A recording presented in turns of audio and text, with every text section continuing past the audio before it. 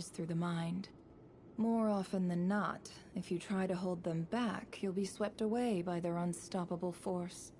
And if you try to ignore them entirely, you'll end up tearing yourself to pieces.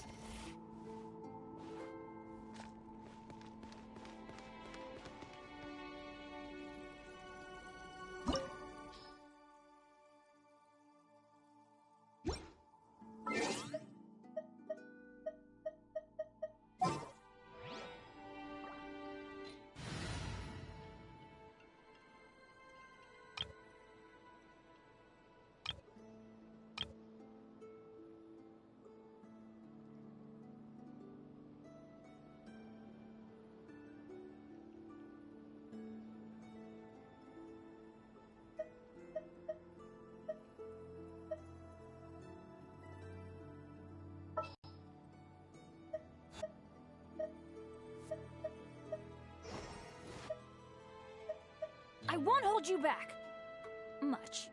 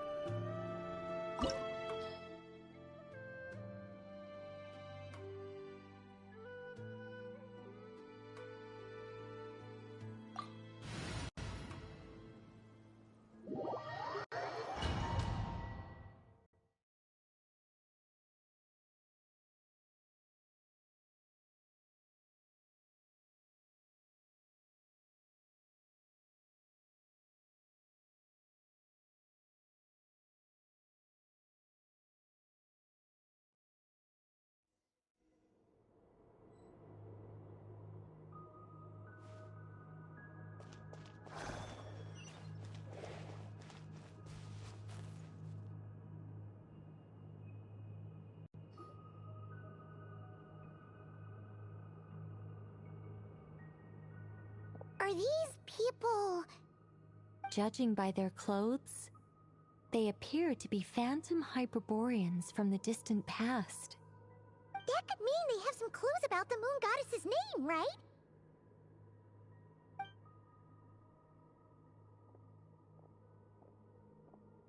Hey there! Could you tell us what the moon goddess's name is?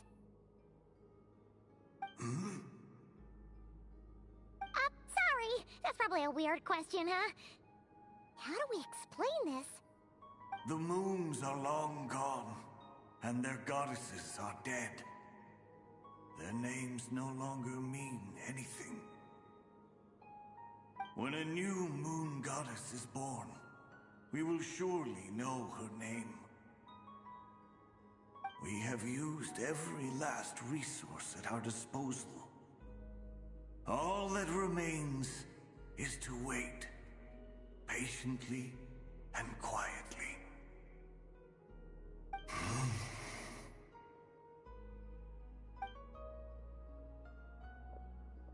Were the people of the past all this devout? It looks like this phantom doesn't intend to converse with us any further. Surely the new moon goddess he speaks of must be Columbina. Alas, Kuthar's birth came long after the age in which he lived.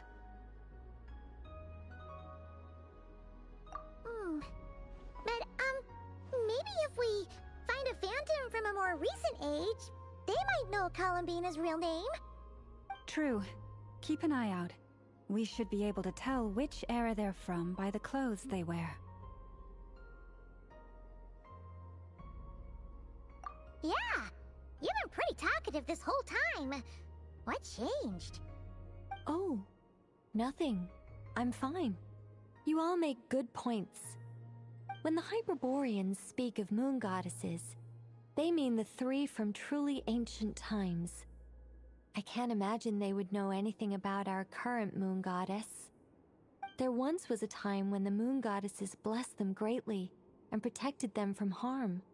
So, when the war between the gods and dragons plunged the world into chaos, it seems they looked once more to the moons for help, praying for a new goddess to be born. Yeah, that checks out. Let's continue on. Who knows what else we may discover.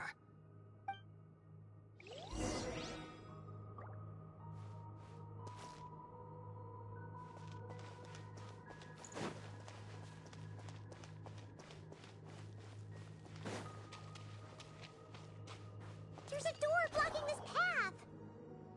Not a problem. Try this.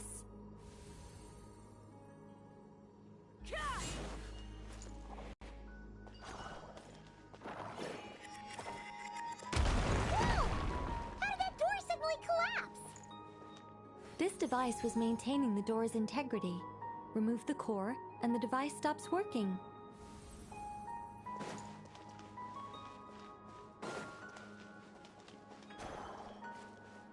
Is this our destination? Impressive. More precisely, this is a device that will help us reach our destination. Let's go. We still have a long distance to cover.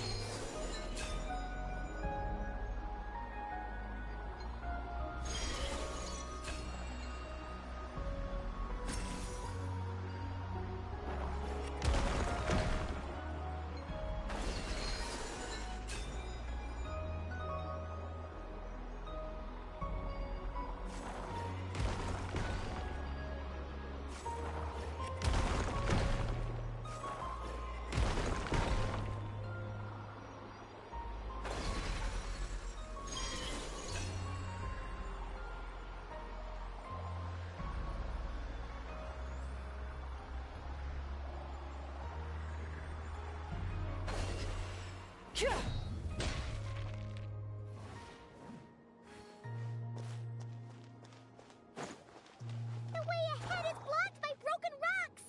Ah! Let's try that device again. Remember the door from earlier? So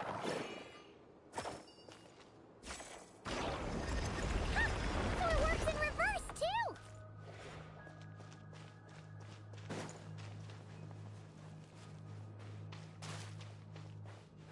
The humans we see are all phantoms, but the monsters are real. What a fascinating place. There'll be plenty of time to admire it later.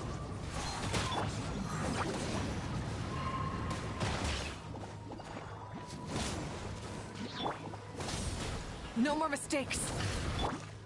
I'm going in! Suffer the wrath of Eatfleet!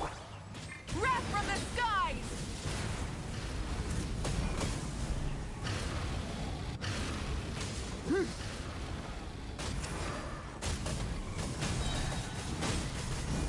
Clouds high, the birds call, winds strike.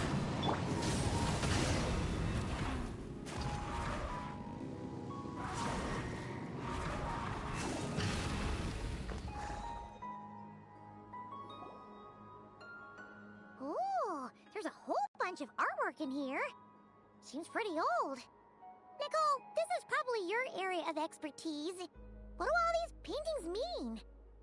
Let me see.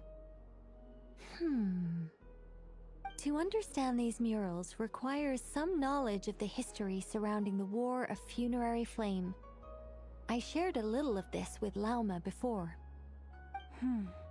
Yes. I think I follow. The dispute between the Moon Sisters. The transformation by Nibelung.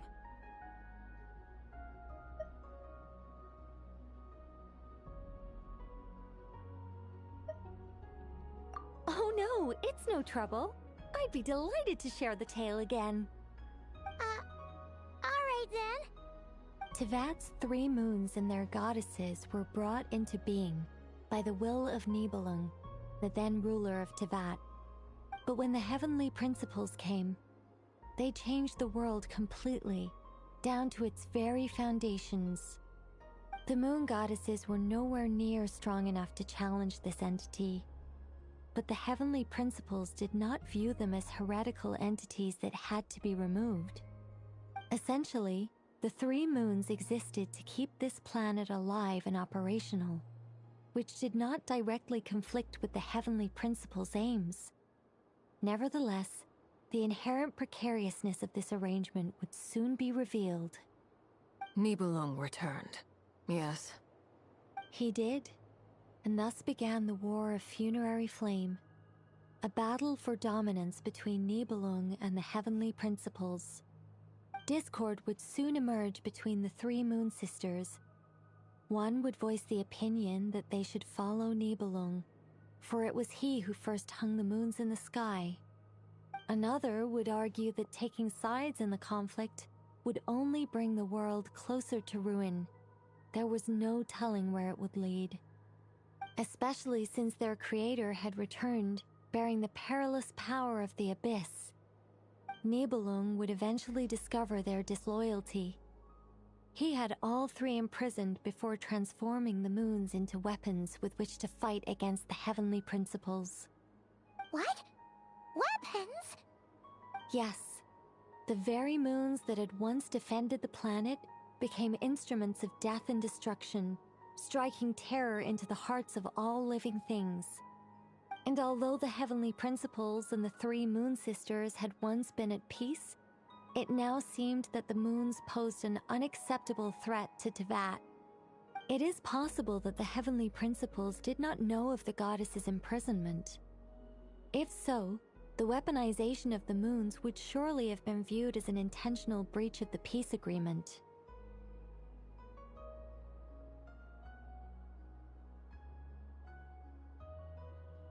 Regardless of who knew what, when, the Heavenly Principles shattered two moons and flung the other beyond the skies. Whether the goddesses managed to escape Nibelung's captivity after his fall, nobody knows. But this much is certain. From that day on, the moons no longer belonged to Teyvat. The rejection slowly drained their power until eventually they passed away. So that's the full story. You say the moon ceased belonging to Teyvat from then on. Why then would Columbina be born here? That is perhaps due to the lingering connection between the Frost Moon, which was not shattered, and this world. You could see it as the three sisters' dying wish. They never desired war. All they ever wished for was to protect this land. I see. If the final fate of the three goddesses is as you say, then Columbina faces the same grave danger. Our investigation has yet to bear fruit. We must hurry. Yeah, you're right. Let's keep going.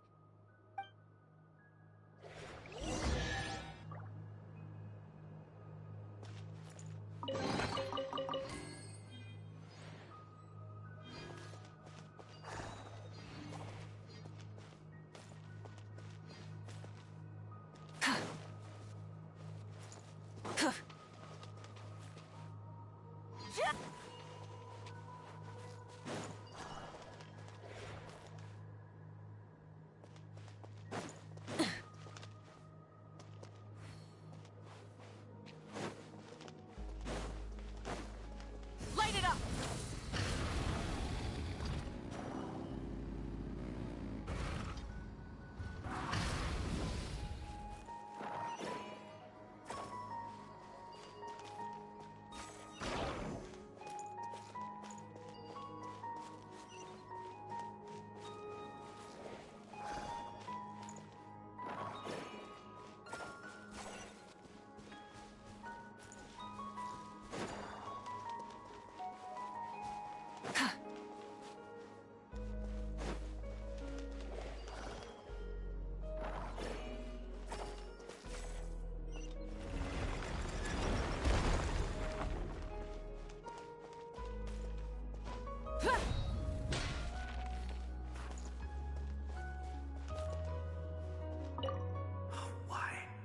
Why do the creators of this world no longer show mercy upon their people?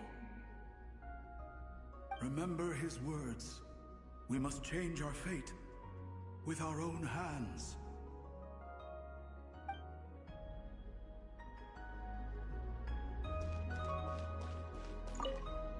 Should we trust him to keep his promise? We have to. There's nothing else we can do. Wait, that's odd. Who is he? Is something wrong? No, not really. It's just that over 30 possibilities emerged in my head, so I can't be sure who he is. It's been too long. My memory isn't as sharp as it once was. Okay. 30. Wow. Impressive.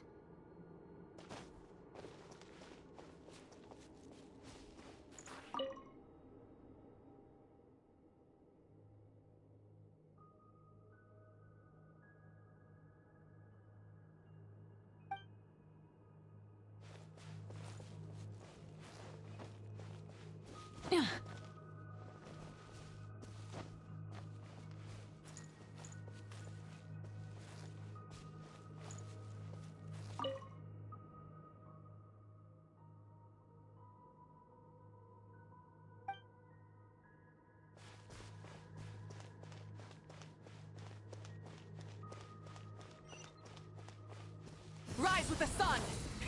Rev the engines!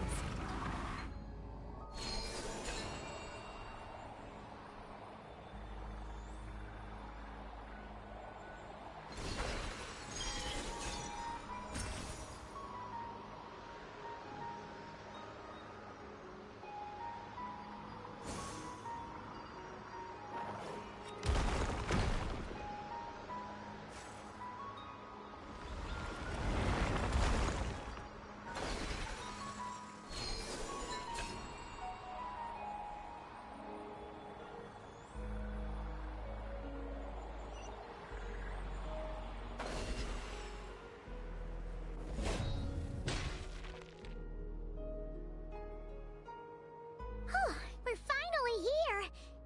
Guessing we'll need to activate this thing? Indeed. I was a little worried about that at first, but as we got closer, I sensed that the Kuvaki within it flows unimpeded. It should be functioning normally. The only issue is how to activate it. It's looking a little worse for wear. What about the cores from some of the other devices we've seen? Can we repair it using those? In all likelihood, yes. I imagine that would have been the Hyperborean's backup plan. Let's look for some cores.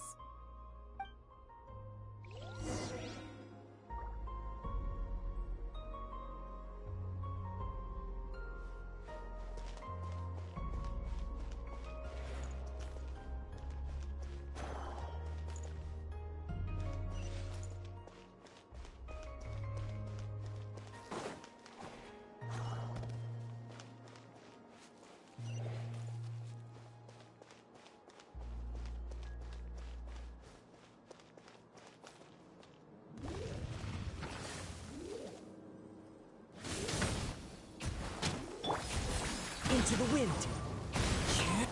Everybody stand! You two! Tight light of the blazing sun!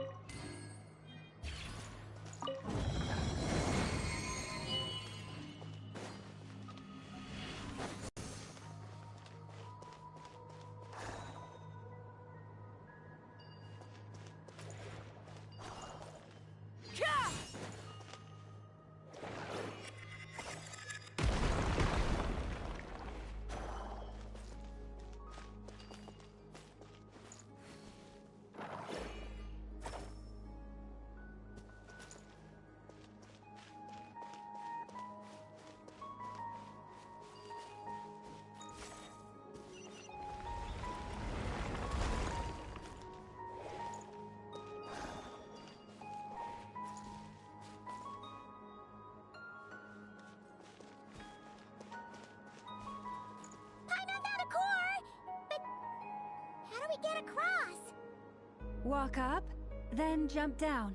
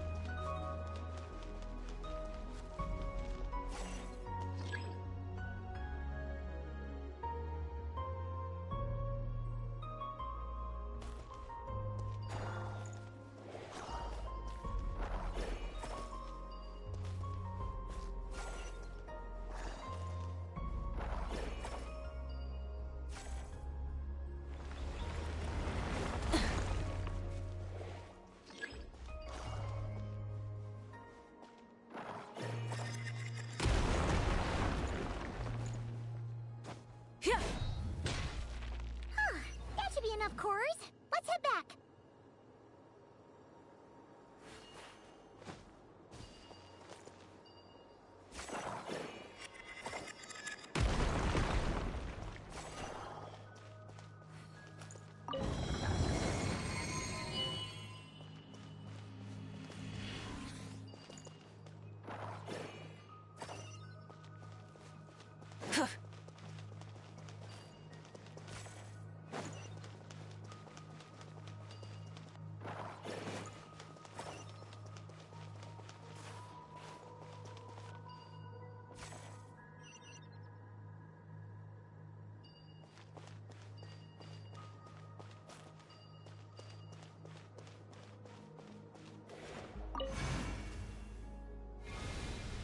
The device is up and running.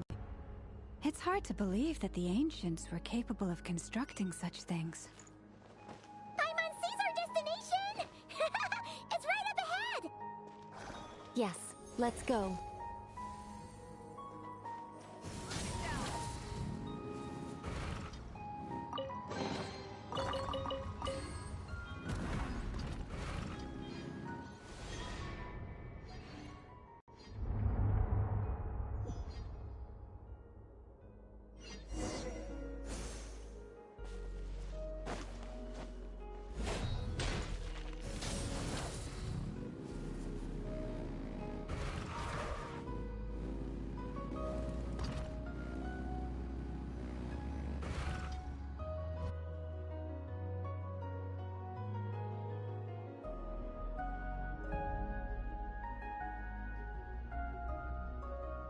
This is where the people of Hyperborea communicated with the moons. We need only place the moon marrow upon this platform on Moon Prayer Night, and we shall be able to open a portal to the moon and send our moon goddess back home. The assumption being, of course, that we can find her first.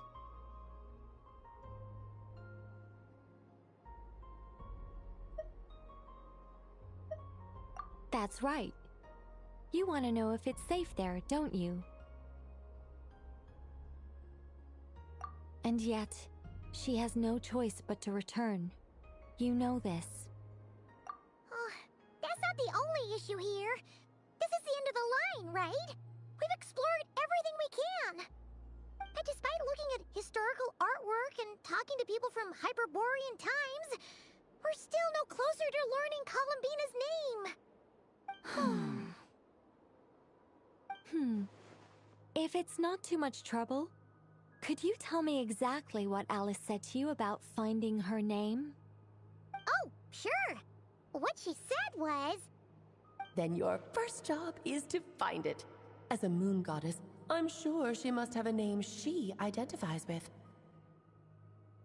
Neither Columbina nor Kutar is her true name, and she's never really accepted either of them. Is it not also possible that she has never had a true name? Not at any point in history? That would be a hard pill to swallow. But at this point, we may have to accept that that is the truth. No one knows how she came into being, and she certainly doesn't have parents in any sense that we're aware of. Perhaps she was never granted a name at all. But does that mean there's no way to get Columbina back? She's just gonna disappear and there's nothing we can do about it? Huh? Wait, why all this pessimism? Was it the way I phrased this question? You all seem to be taking this in completely the wrong way. Well, just because she's never had a real name in the past doesn't mean she can't have one now. What? Think about what Alice said again. She never once said that you'd have to find a new name, did she? Are you saying what I think you're saying? Yes. Names are anchors that connect us to the world. If she doesn't have one already, then all we have to do is create one, no? It's like... yes. Traveler, when you first arrived in Teyvat, Do you think you would have turned around if someone behind you shouted, "Hey, Hermione"? But what about now? I understand what you mean. Life is a long journey. Even the friends and family by our side can change over time. When people call you by different names, what matters isn't so much the words themselves, but what they symbolize. And of course, whether that resonates with you. Ether. So, close your eyes and picture the moon goddess in your mind. If you were to call out to her in this moment, what would you say?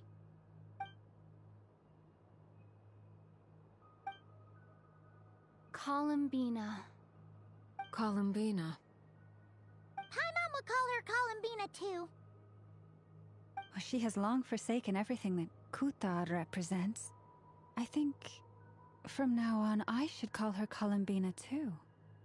Well, it sounds to me like you found your answer. Are you sure?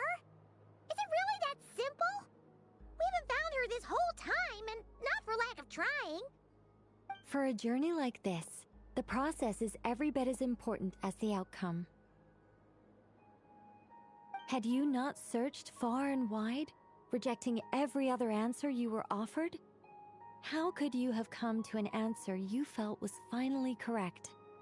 Oh, it all makes sense now. This has Alice's fingerprints all over it. Are you suggesting that mage knew from the start that Columbina never had a real name to begin with? I can't say for sure. But I can definitely imagine her chuckling in satisfaction somewhere right now, saying, "Ah, what fun." Lalma! Your antlers! You should hurry. The festive moon has begun to rise. Do not worry, for when you called the name Columbina just now, I could sense that the power within was enough to summon back the moon goddess. The power within what? The name? Yes. So, the thing is... What's wrong now? This is so annoying. I really want to explain how that whole thing works. Starting from the founding principles of Tevat and... Oh, I could talk about this for hours. But... Deep breaths, Nicole. Deep breaths. You're an angel. A sober, sensible, solemn angel who has her priorities straight. Okay then. Sorry for asking. Clearly a bad call on Paimon's part. Anyway, you all need to hurry. Last thing, remember how it felt when you called out that name. Then it is agreed. By the name Columbina, we shall find her. Then we'll throw her the best Moon Paranite party ever!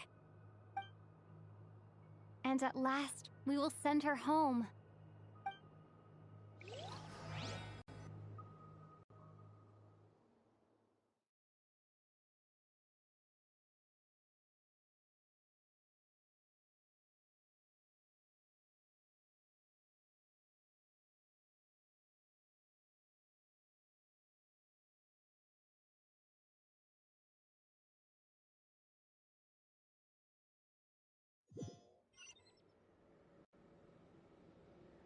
I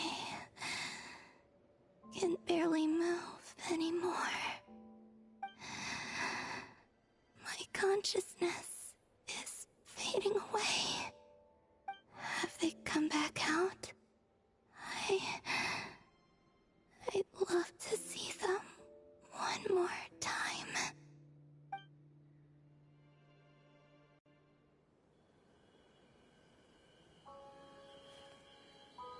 They didn't make it.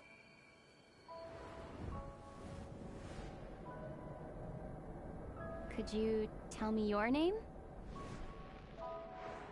My name is... Columbina!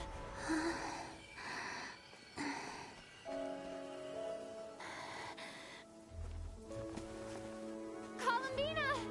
Are you here? Columbina! That's the name you gave when we first met. And it's what I've called you ever since. Columbina. It's a fine name.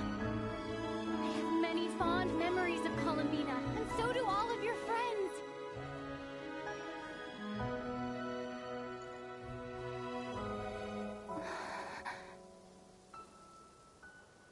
If you like this name,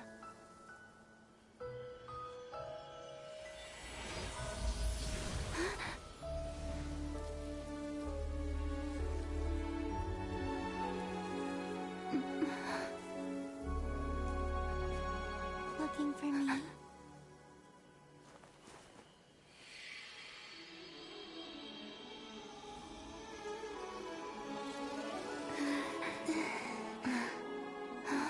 I like it. You can carry on using it. My name is Columbina Hyposelenia.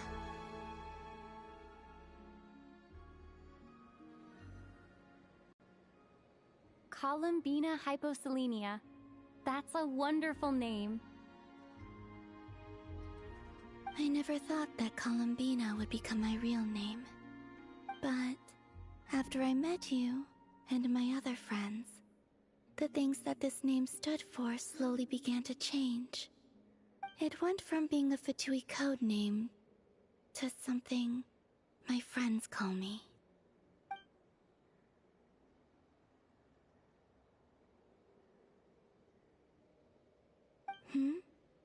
What is it? Why aren't you saying anything? I'm just so happy for you. Thank you. So, where's everyone else? We can go and meet them very soon. Everyone went to different places to try calling your name. Great.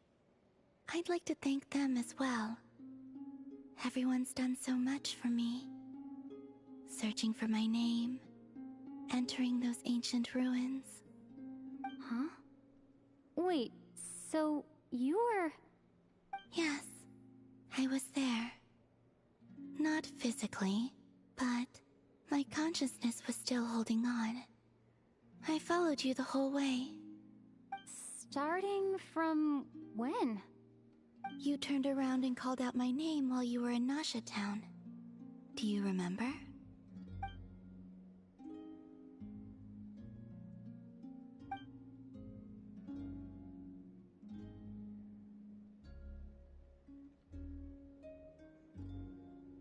Let's go. We don't want to keep them waiting. Sure. In that case, come with me. But... Hmm? Before that, could you call my name one more time? Sure. Come with me, Columbina Hyposelenia.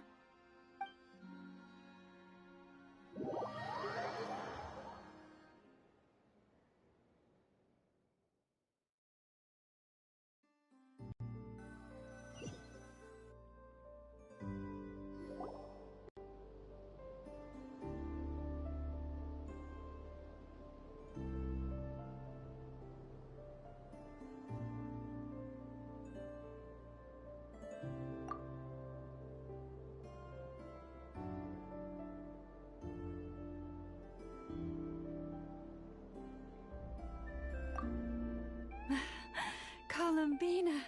Oh, this truly is wonderful. Llama, I can't breathe. Ha ha! Just in time for Moon Prayer Night. It's good to have you back, Miss Columbina. Yeah, we were worried sick. Thank you, my friends. With your help, I now have a name that belongs to me. Columbina Hyposelenia. Where's the second half from? You added it yourself? That's right. It means...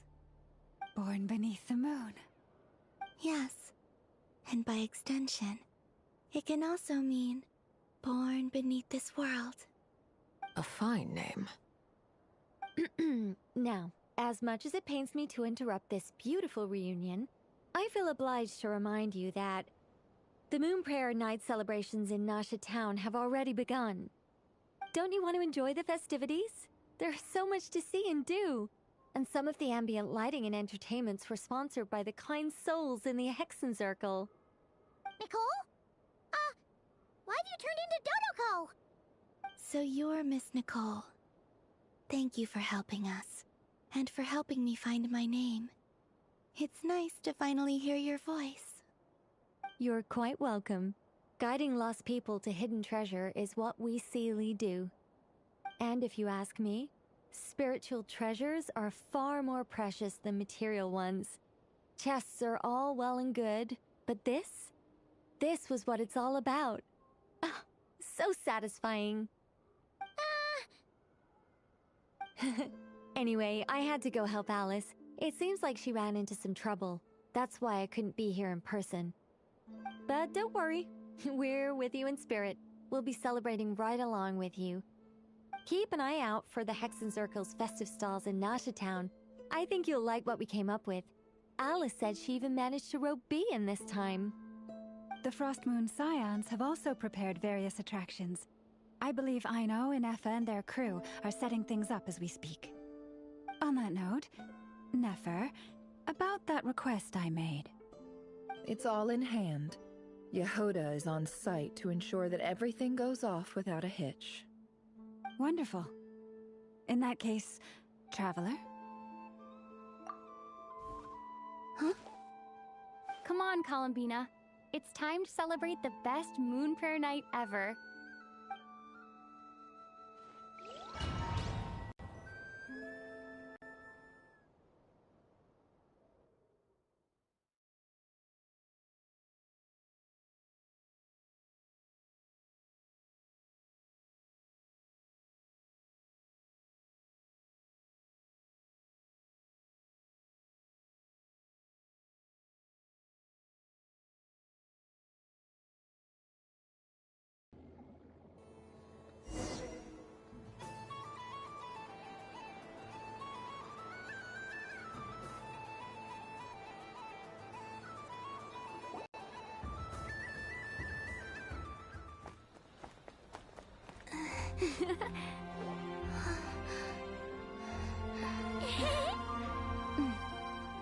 Hey, young lady. Would you like some Moon Prayer Night candy? Happy Moon Prayer Night. Oh, yeah. I almost forgot to say. Welcome home, Moon Goddess.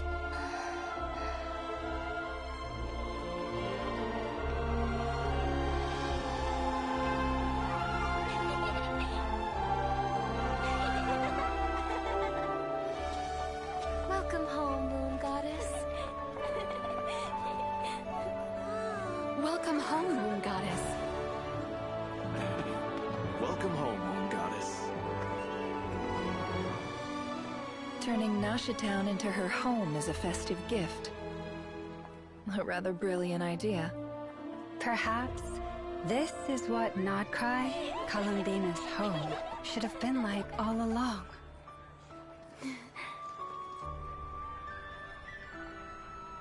Thank you for the gift. I like it a lot.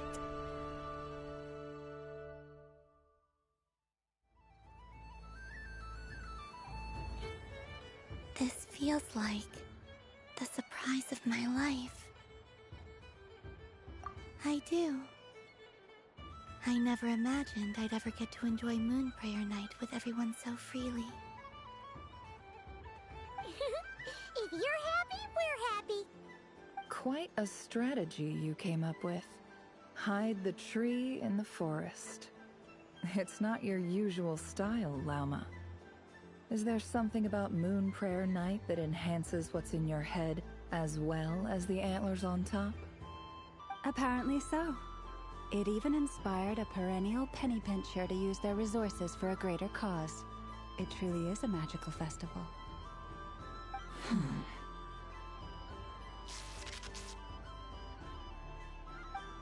see it now. This bickering is actually a sign of a strong relationship. Huh?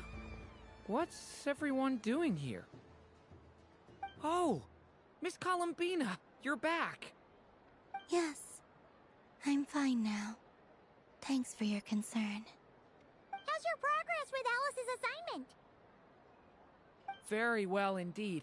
I've never heard her sound so excited.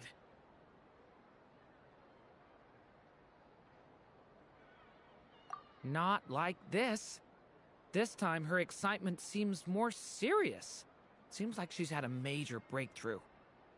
She said she'll contact us once she knows more. In the meantime, we're free to relax and have some fun. Enjoy the time off while it lasts. I have a feeling that our next task won't be so simple.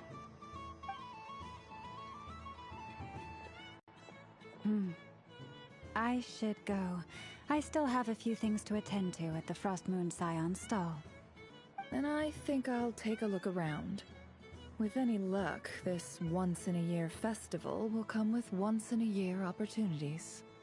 Hold up a second. Where's Varka? I believe he made a beeline for the flagship the moment he entered Nasha Town. Ah, that's Mondstadters for you. They know what they want when festivals roll around. Goodbye for now, Columbina. I hope you have a wonderful night. I will.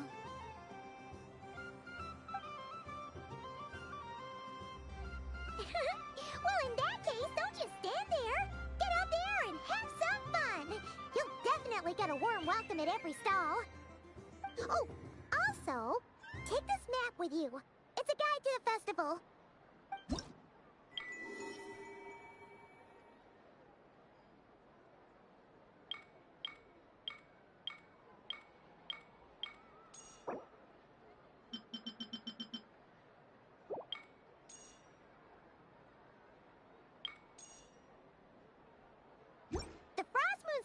Stall is over here. Lauma's invited a whole bunch of cute animals to celebrate too. Over there is the Hexencircle section. Alice seemed more excited than anyone about this festival, so she insisted on making it a grand affair.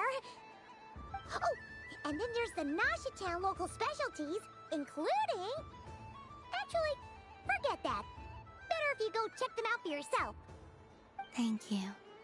It looks like a lot of fun. You're not coming with me? We'll be around. But don't you want to browse by yourself for a bit first?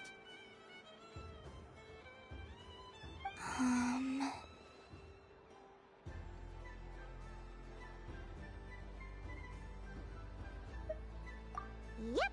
If you find something you like and want to try it out together, just give us a shout. We'll be right with you. Otherwise, just relax and enjoy yourself. There's so much on offer, so try to experience as much as you can. And don't forget to stuff yourself with all the delicious festival food!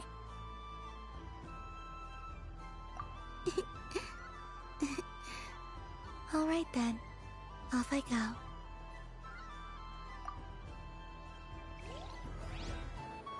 Where should I go first?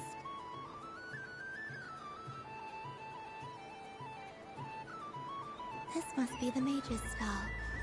It feels like I've entered a fairy tale. Ah, how lovely.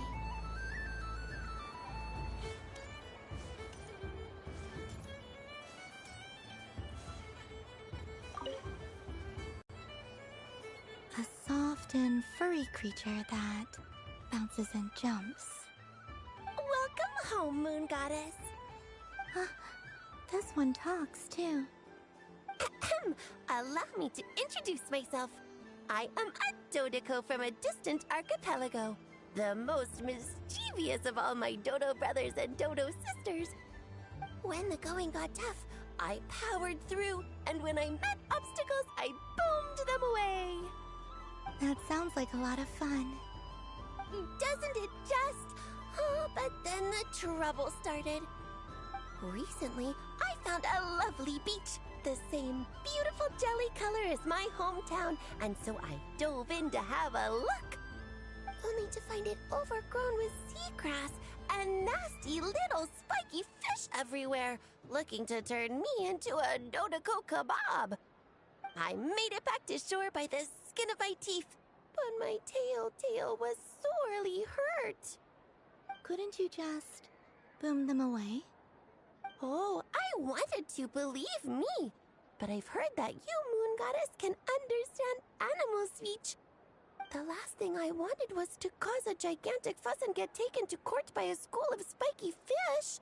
I'd be driven out of these waters for good, and my winter holiday would be ruined. And so, dear Moon Goddess, I was wondering if you might lend me your allegiance.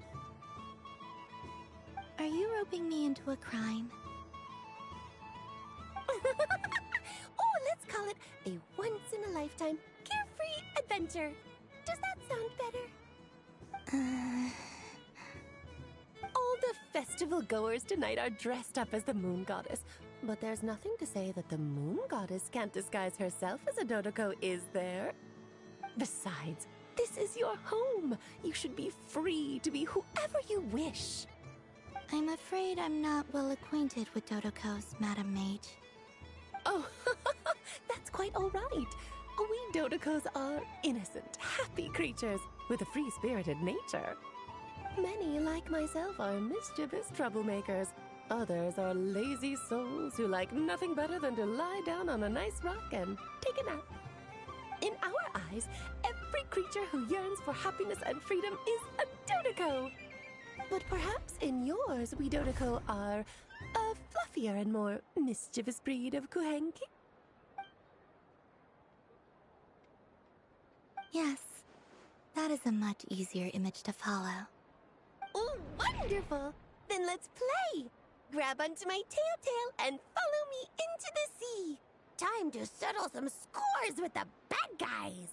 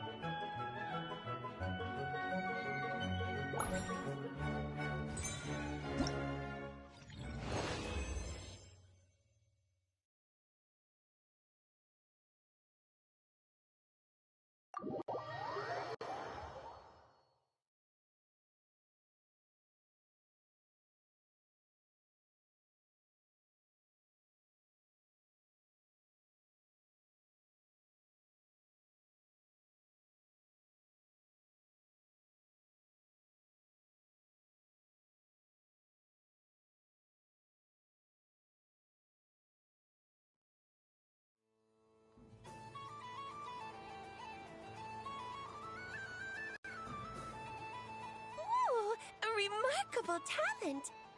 So, what do you make of it? The use of Jumpy Dumpties doesn't come as naturally to me as Kuvaki, but their unpredictability makes it fun. I think they call this... novelty? indeed. And how did it feel blowing those pesky nuisances away? Not bad. Any guilt? What do you mean? Oh, wonderful. Lovely answers to all 3 questions. You've passed the safety test. Now I can give this special bomb to you as a souvenir. Remember, if you find any meanies living on the moon, you can use this to boom them into oblivion. I will.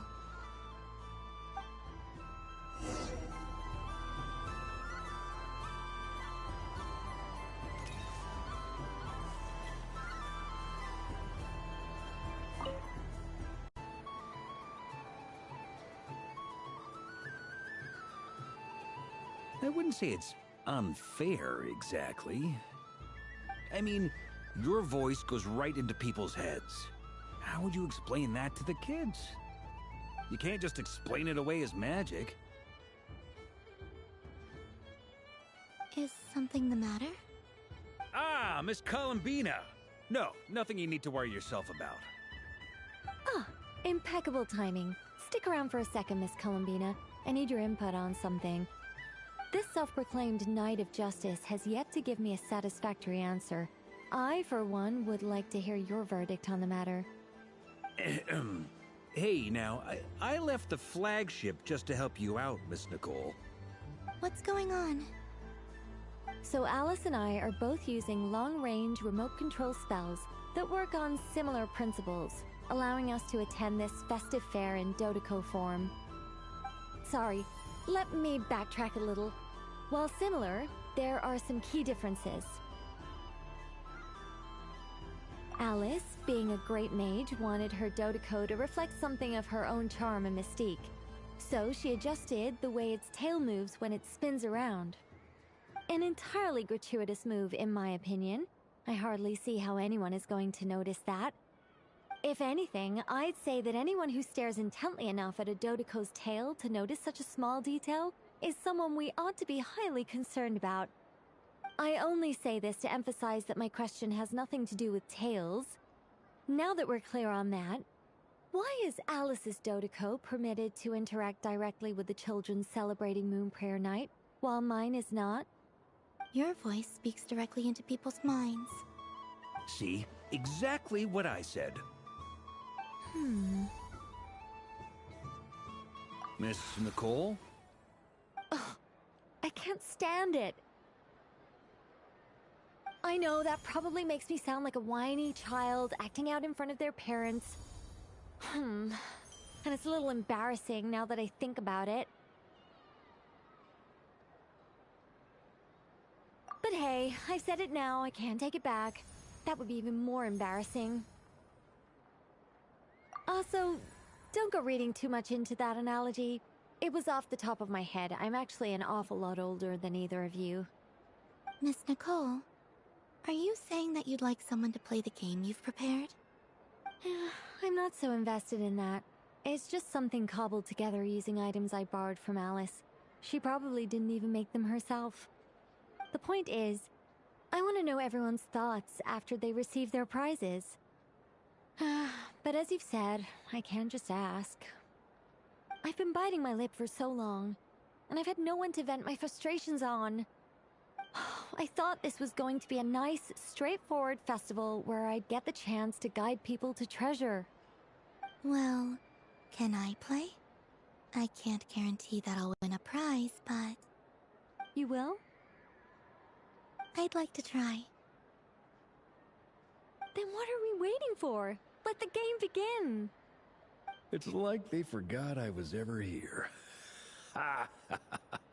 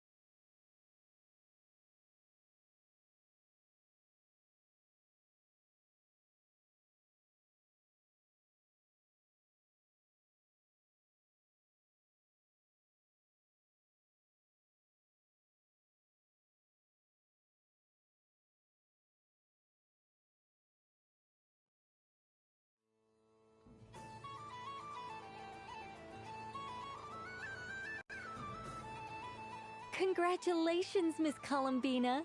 With your great wisdom, you have overcome every obstacle in your path and conquered the great challenge posed to you by fate. Fate? Well, something to that effect. If you'd prefer something more poetic, it could be the icy winds or the dawn. Anything you like, really.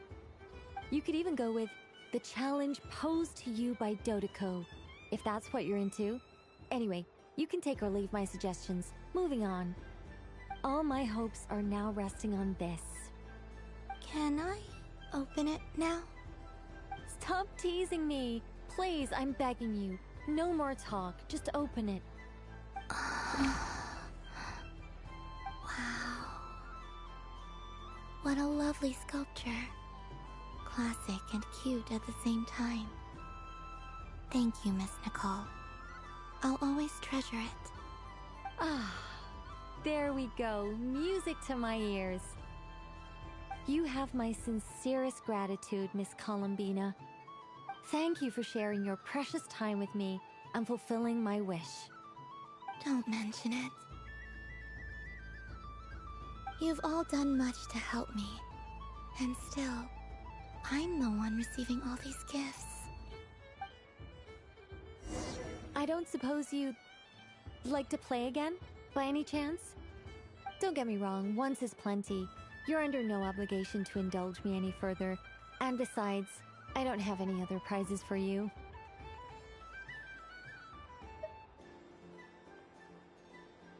Alright then. Happy Moon Prayer Night.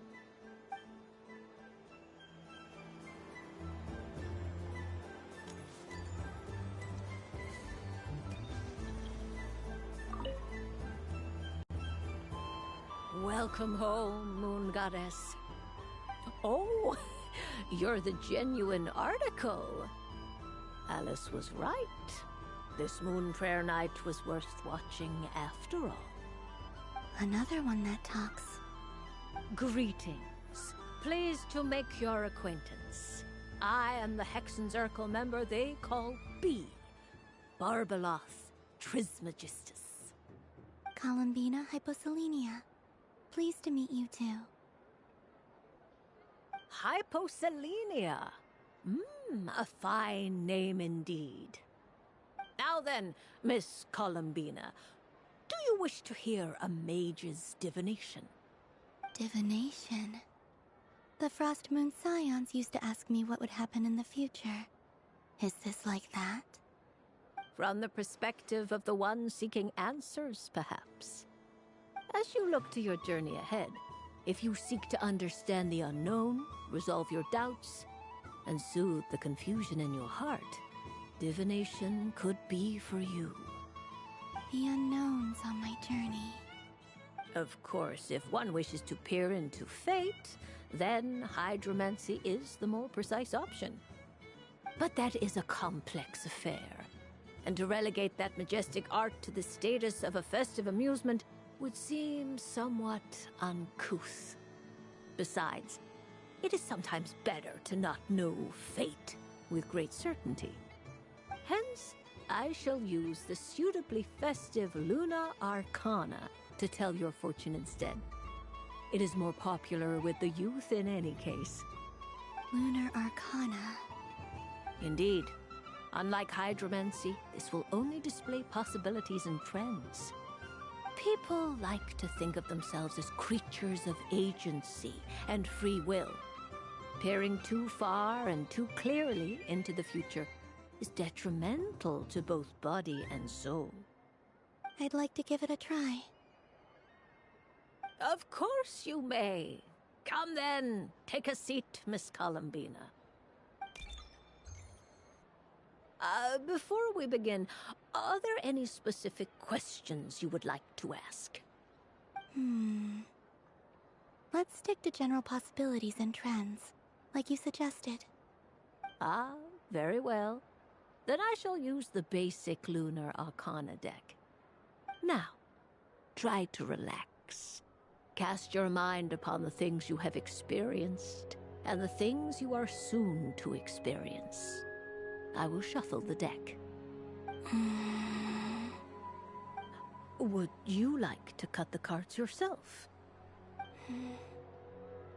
You do it. No problem. Now then, to make things easier for the seeker, that is to say, you, I shall decipher the cards from your perspective.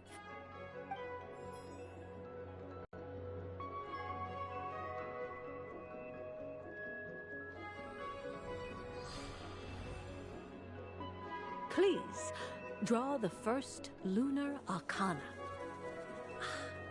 This represents destiny, and is the foundation for the divination as a whole.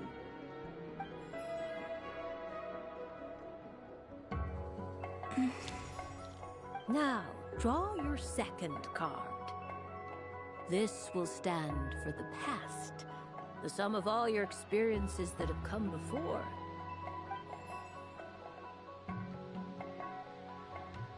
And now the third Arcana. This is the present, your interpretation of the current moment.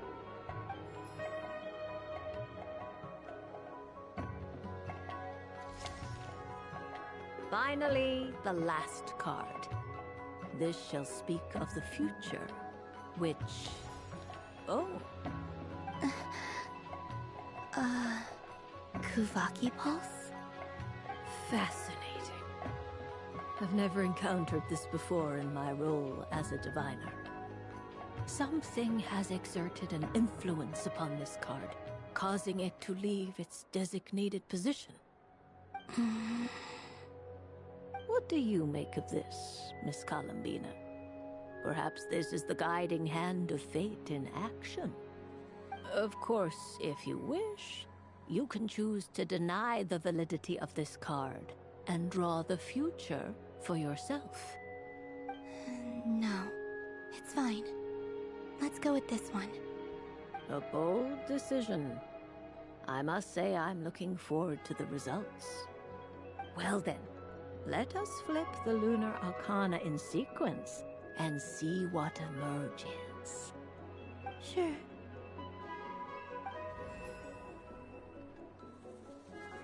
First, Destiny. No surprises here. The card that represents yours is the moon. The moon. Indeed. The moon can represent the truth at some times, but deception at others. False peace, destructive calamity, and the world-changing power that lies within. When the moon is placed on the destiny tile, It indicates that your destiny is not what it may appear on the surface. Instead, it may yet have a hidden side. It symbolizes a journey through the fog, fraught with uncertainty and deception, where one must face inner challenges head-on. I don't understand. Patience, my dear. This is but the first card, which serves as a basis for the interpretations that follow. Our divination will only grow clearer from here on out. Now then, flip the second card, the one that speaks for the past. Ah, the Hermit, but inverted. Inverted? Yes. The Hermit symbolizes solitude, introspection, and the pursuit of truth.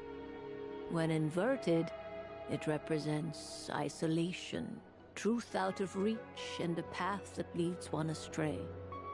Combined with the moon as one's destiny, the Hermit inverted represents a choice you made to stand alone in the past.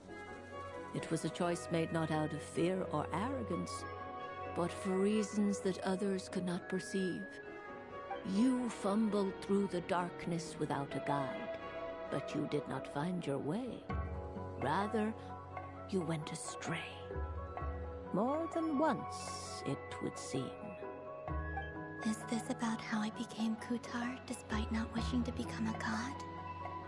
And how I joined the Fatui because I yearned for a place to belong? I suspect only you know the answer to this question. All is not lost. The past is in the past, and so it shall remain. Shall we look into the present now?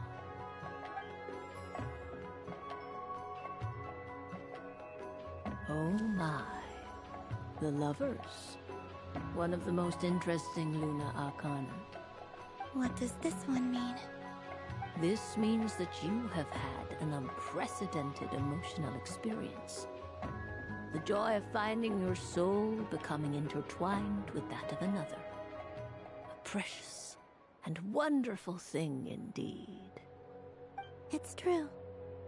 I've made a lot of friends recently, and they are very good to me. I like them a lot. That sounds lovely. I am most delighted for you. The Lovers can also represent important decisions, perhaps related to a parting of ways. Now, if I were to guess... Yes. My return to the moon. I understand. Parting with friends is never easy, Columbina. But rest assured, this is not the end of your journey. There is always another story waiting to be told.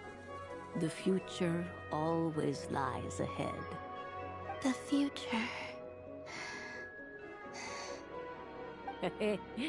Well now, it's finally time to flip this most mysterious of cards. Why did it appear? And what does it wish to tell you? I'm ready. Very well. Flip this card and see what lies on the other side.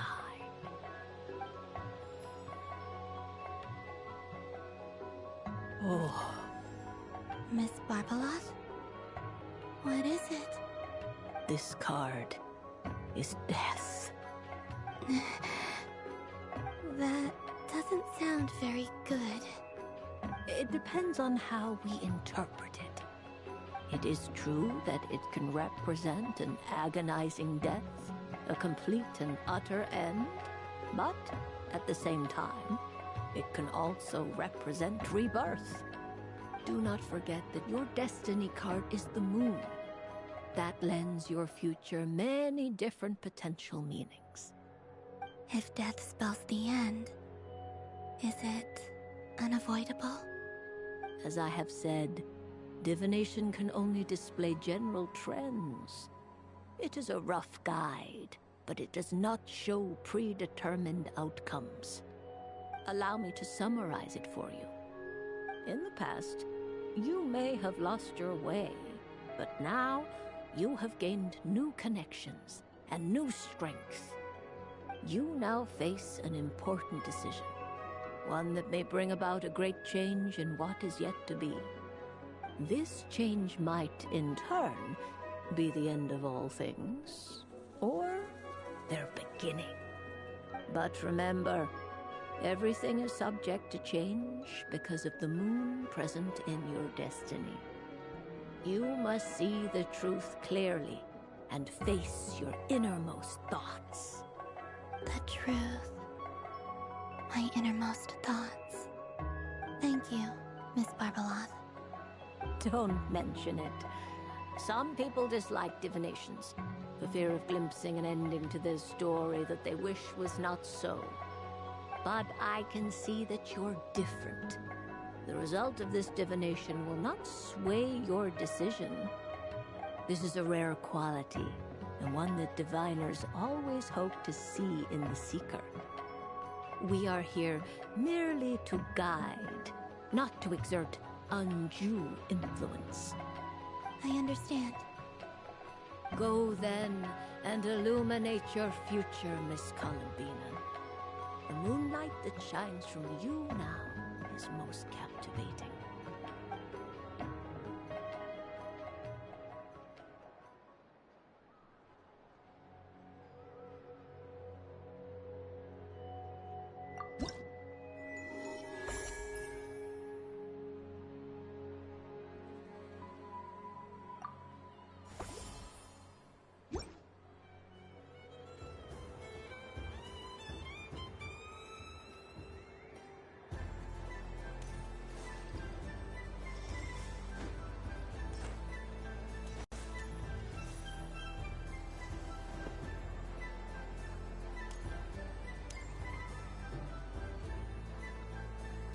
What's this? Should I give it a try?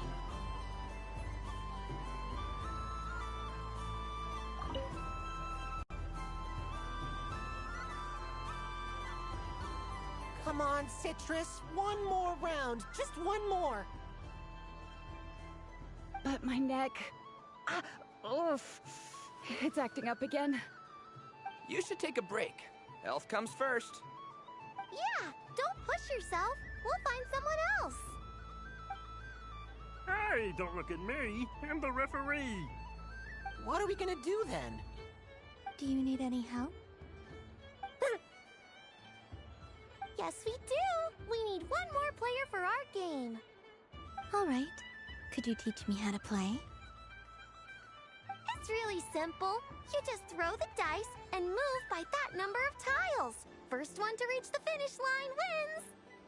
Rolling a hamster means you move one tile. A paper frog is 2 tiles, and a flying squirrel is 3 tiles. 'Cause they go the fastest. Okay, I get it. So, we're all set? In that case, please take your places and let the game begin!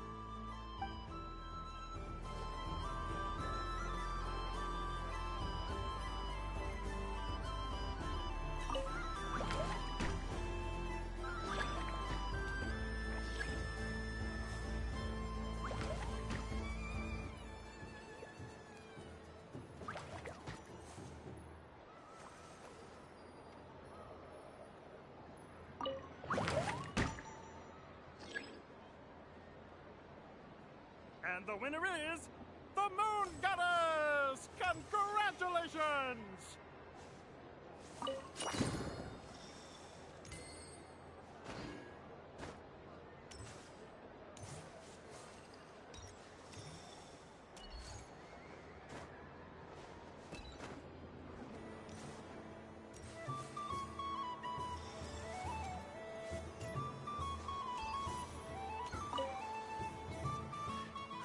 It'd be rude to just leave without saying anything. But at the same time, I don't want to barge into their lively conversation just to announce that I'm leaving. I guess I'll just wait a little longer. Huh? Albedo? This sketch is for you, Grandmaster. Oh, a gift for me. Thanks. Let's see what you've done for me. The North Wind left in the lurch.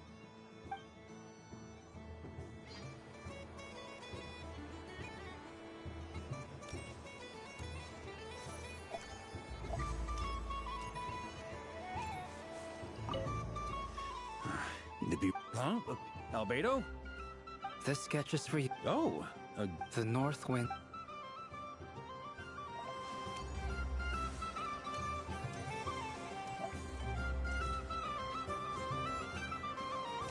So this is the Frostmoon Scions area. It feels very familiar. But everyone looks much happier than usual.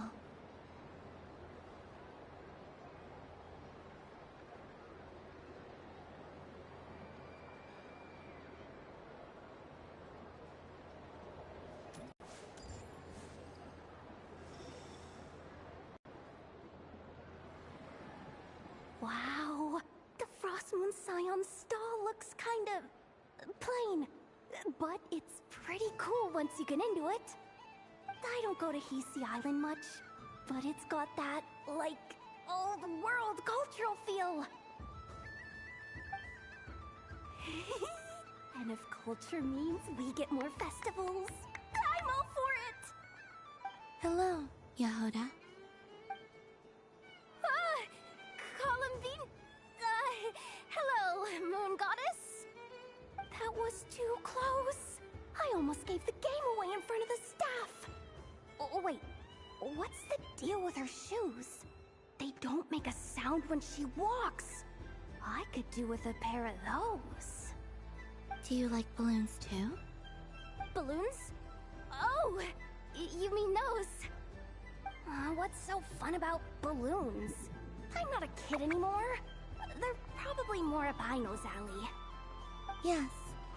The animals seem very curious about these strange flying objects. I was drawn here by their voices. I recently learned a fun new game you can play with balloons, so I decided to come and give it a try. A new game?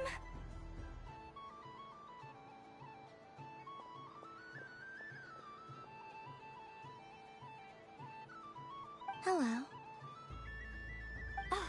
Welcome home, Moon Goddess. Here to buy some balloons? Yes. Could you give me a few that haven't been inflated yet? Are you sure? I guess it's not a problem, but... Yes, please. Thank you. Uninflated balloons? But those are just little rubber pouches. What does she want with those? Would you like to play the balloon game, Yahoda? Huh? Sure. I guess. How do you play it? Wait here a moment.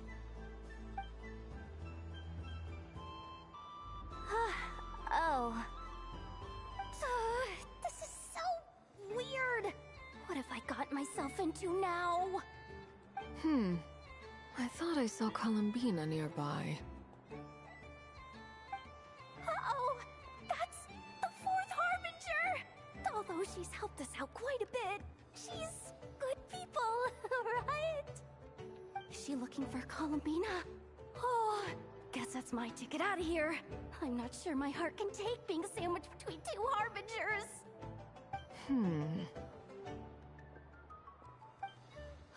Which stall is she checking out? Oh, it's that other Frostmoon Scions one. Try on the headgear, see what it's like having antlers or animal ears for a day. Oh, I wouldn't be caught dead wearing that stuff. So embarrassing. I have enough gear to carry as it is. Wait, what? She put it on? How peculiar. This would take some getting used to. I wonder if this is what it's like for Lynette. It really suits you, ma'am. What is this? She was so intimidating a moment ago, but now, dang, she's really rocking those ears. How does she make them look so cool? I suppose I may as well keep them on for now. All part of the festive experience. coming his way. How do you do, Miss Yehoda? Oh, jeez. Don't talk to me while wearing that thing. Where am I supposed to look? Oh, hey there. I'm looking for Columbina. Have you seen her? She just... Huh?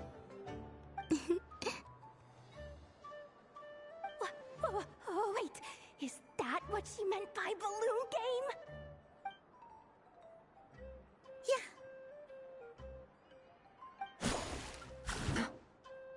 Huh? No fair! How come I get caught in the crossfire? An ambush from the rear? Is this a declaration of war, Columbina? Would you like to play too, Arlecchino? Seriously? Are they gonna start some beef right here, right now? Gladly. That said, I believe there is another who would like to join.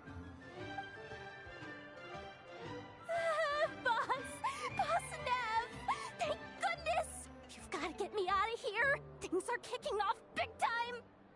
Hello there. I'd like 10... no, make that 20 balloons, please. Uninflated. What? Miss Moon Goddess, I hope you're prepared to pay the price for assaulting my employee. Welcome to the game, Nefer. Just to be clear, let's keep this a fair fight, okay? No strange powers, please and thank you. Naturally. Don't just stand there, Yehoda. Aren't you going to team up with me? Huh? Do I have to? Of course.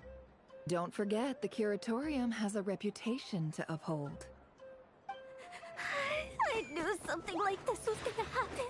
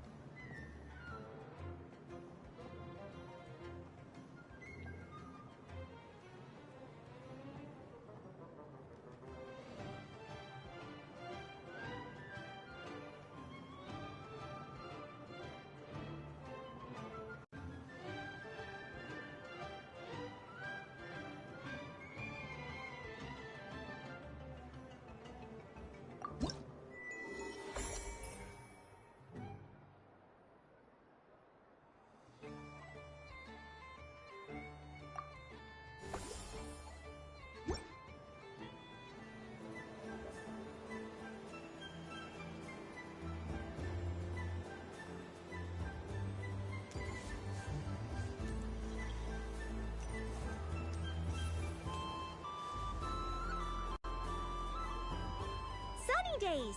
I prefer sunny days. Ah, well, you are as warm as the sun itself, Moon Goddess. Very well. I believe your spirit animal has to be this most adorable chic badger. Wow! Thank you, Mr. Talking Magic Lamp. Have a very happy festival, Moon Goddess. Lance? That's you, isn't it? Shh. It's our little secret, my dear traveler in Paimon. Okay, sure, but why are you here selling sugar sculptures? Everyone celebrates in their own way. After gazing into the abyss and spending time around gravestones all year, what better way to relax than to see sunny smiles on the faces of the living? Besides that, I like to think of myself as a fair judge of character. I dare say matching personalities to confection suits me rather well. That's not what Paimon was talking about. Aren't you afraid that your true identity might be exposed? Should I be? There is all manner of magic in the air this moon prayer night, thanks to the work of the great mages. I see Miss Columbina is hiding in plain sight. Why should I not do the same? Why miss this rare opportunity to enjoy a special evening in my true form? Fair enough. You got a point there. People who don't know you will probably think you're just a talking lantern. Well, now that we see eye to eye, what brings you here? Not a search for your spirit animal, I presume? Ah, well, actually... Here, see for yourself! Oh, this is... How wonderful. A beautiful idea. Yeah!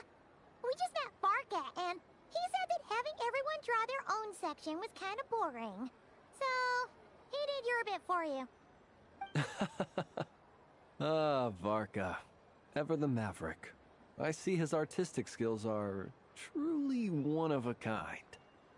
In that case, I shall paint something on Mr. Albedo's behalf in a short while. What? Why not now? Ahem. Welcome home, Moon Goddess. Phew, that was close. Hello, Flins. She recognized you right away! What keen eyes you have, Miss Columbina. Especially considering they are shut. I did not see you. Rather, I sensed you. I can sense the fluctuations in Kuvaki all around me. One would expect no less of the Moon Goddess. Might I interest you in some candy? Yes, please. Excellent. I shall make some for you right away. Hmm? Something the matter, Miss Columbina? What about my spirit animal? All the other children carrying sugar sculptures are talking about it. Wait, is she taking the test seriously? Ah, my apologies. How could I neglect that? You are quite right, Miss Columbina. Every one of us has a magical creature living in their heart. Would you permit me to help you find yours? Yes, please. Do you prefer the day or the night? Night. Which of the 4 seasons is your favorite? Winter. Think of a perfect day. What is the weather like? Sunny, rainy, or perhaps cloudy? Rainy in the morning, sunny at night. What kind of answer is that? Forests, lakes, and open seas. Which do you prefer of these? I like them all. Imagine you opened your very own shop. What would you sell there? Moonlight, I think. Wow! Paimon would totally shop there.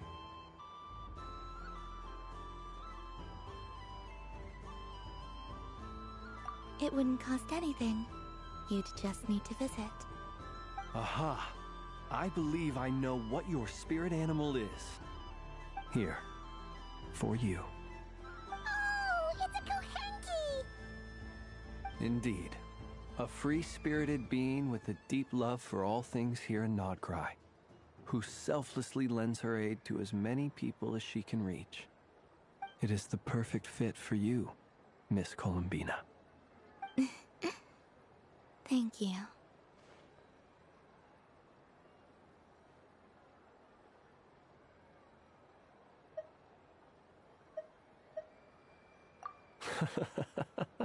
It would be my honor. But you shall have to forgive me. We have known each other for quite some time. I doubt there is any answer I could give that would come as a surprise to you.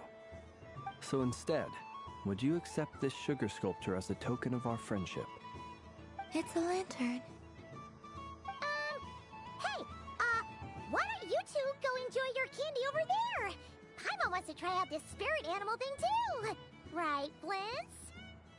Come on, play ball. I got this drawing done. But I want to hear Paimon's answers. Ah, but it'll probably take ages. Paimon's a complex soul. And we don't want your candy to melt while you wait, huh? Oh. Okay then.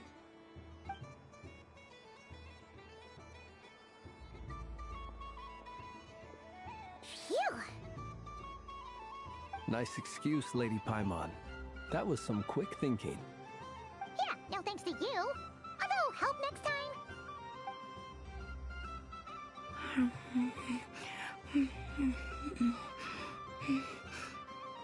It's sweet. Is that Lockaberry? I wonder what flavor the traveler got. This way! This way! It's the candy-selling lantern! I'm coming! Of course. Traveler, maybe we can share?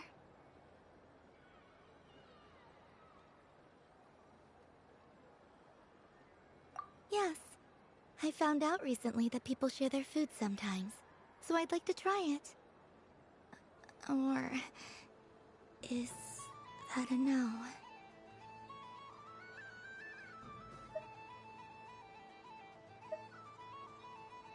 Thank you.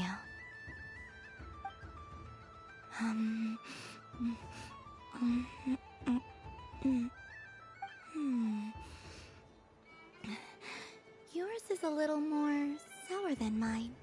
Here, you try it.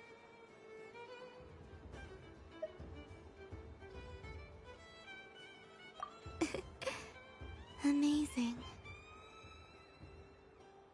My sugar sculpture has shrunk, yet my heart is filled with feelings of sweetness. I will remember this feeling.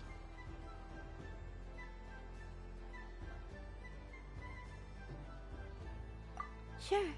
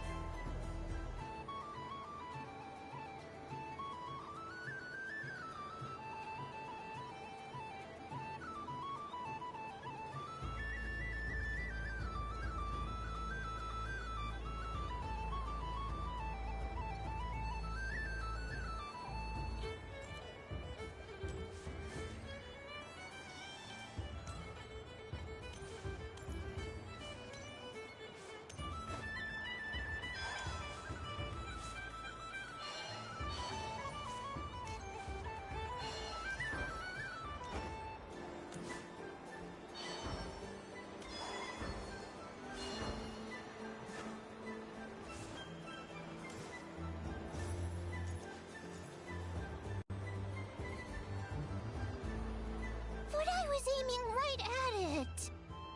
Aw, what a pity. I saw it with my own eyes. You were so close. So very close. That's not true! It dodged out of the way right as I was about to snag it! I'm sorry? You heard me! This paper frog can move! I swear! Dear, oh dear, what are you saying? How could a paper frog move? Unless you believe there really is magic in this world. But even if I, the mere humble merchant that I am, knew such magic, surely I would not use it on a paper frog. I'd sooner give Mora legs, so I could walk right into my purse. My dear, dear customer, why not have one more try? This time I'll give you 12% off, a very generous discount for one of my most regular customers. Just think about how much experience you have under your belt now. You're sure to win the next one. Darn, I used up all my coins. I'll be right back. Just gonna fetch some more from my house. Take your time, but don't take too long. This event is Moon Prayer Night only. Miss it, and you'll have to wait a whole year before I'm back. Next customer, please. Welcome.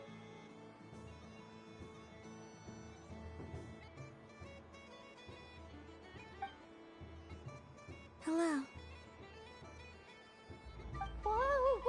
What's this big one doing over here? How do I tell my employees not to go running around this time? Shooting them a glance won't work. I haven't known them long enough. Dory? Why, hello there, Miss Columbina. Would you like to play my ring toss game? The rules are very simple, and it's easy to get the hang of. How much for a round?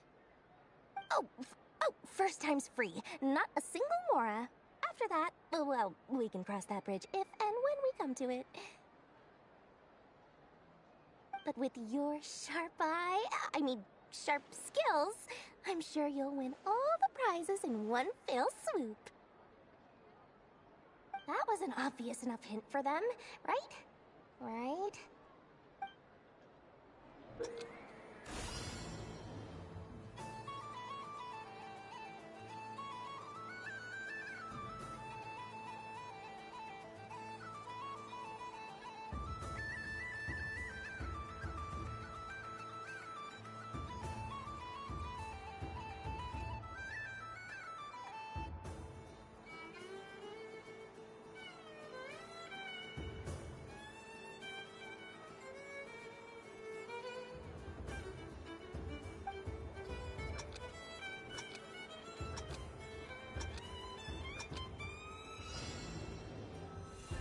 Here comes the ring!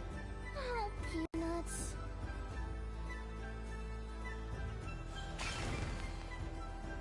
Change tracks. Roselle, should we move or not? Just a tiny bit. All right, then I'll... Oh, sugar plums, not the clock hands. How do I move the legs again?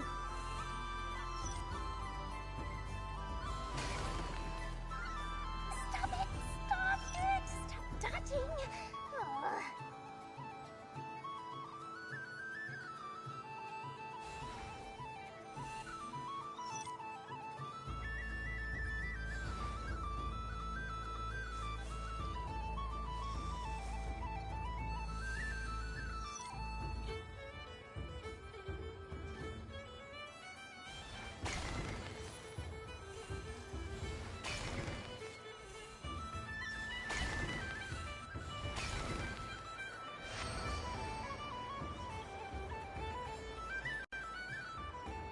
Let's see now.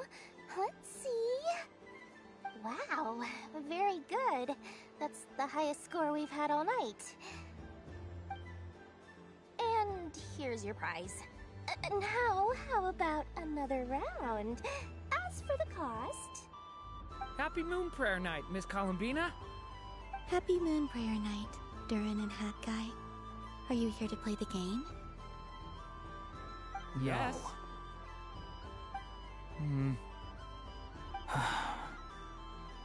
You said we were just coming here to say hello. I did, but then I recognized a few more people as I got closer. Do my eyes deceive me? Is that... It's our little dragon! He's all grown up! Someone's popular. Well now, since you came all this way, why don't you try out this lovely game we have going? First try is free! He'll have a go. I'll pass. It's only one free try per customer. You can't give your try to him. I'm aware. How has Elder Almond been lately? He's in great shape. He goes for a run in the forest every morning to stay fit and healthy. He tried to go boat racing with Firecracker a while back, but he couldn't even make it onto the Lotus Leaf. Firecracker was in fits of laughter. How about you, little dragon? Can you still fly? Yes, I can. But you've become less chatty. Has growing up been tough on you? We call that maturity. You know, the thing people sing about. The knight wields a sword of stone to defend those hearts that are made of gold. Stone is very heavy. That's what keeps him from talking too much. That's awesome! I want to be a knight when I grow up too. Ring, here I come!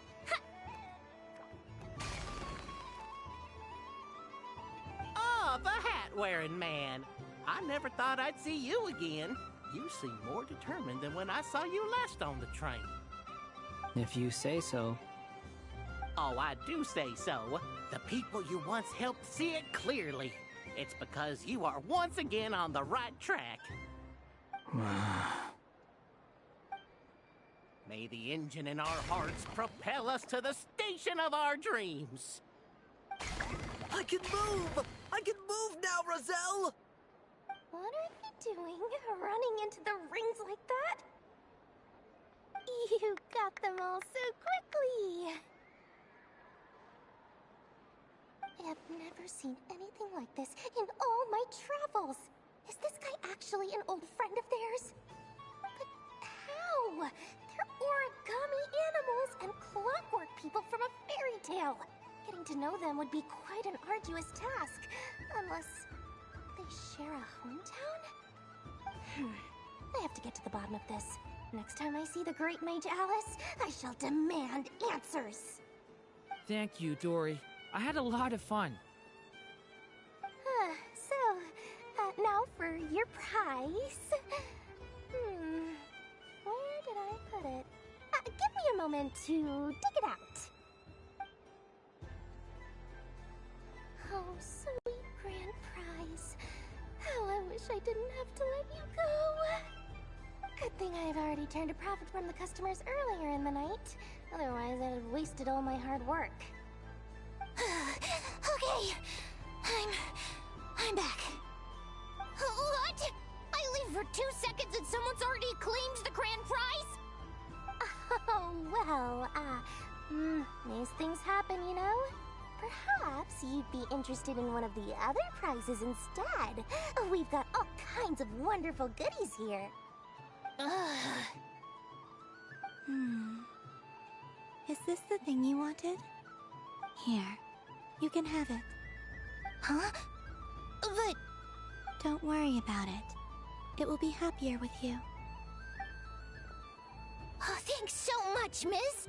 Moon Goddess. Oh, goodness gracious, Columbina. Give me strength. How am I supposed to make any more money from this child at this rate? Daddy, look! That's the game I was telling you about! Forget it. She is the Moon Goddess after all. I'll think of some other way to swing this. Maybe I can try to hook this new kid. Huh? Oh, someone already won the grand prize. You can take mine if you want. What? Why? Why are all these bleeding hearts coming here to ruin my business? Happy Moon Prayer Night, everyone. Happy Moon Prayer Night.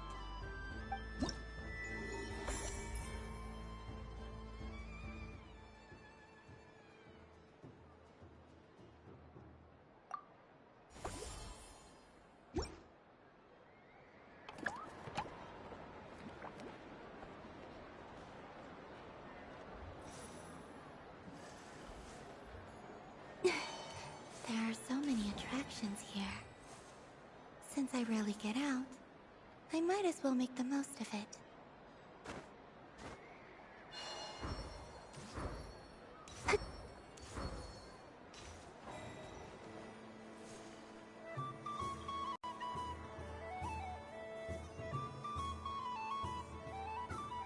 Well, look who it is. I heard someone went and disappeared on us the moment we let her out of our sight. They looked all over for you.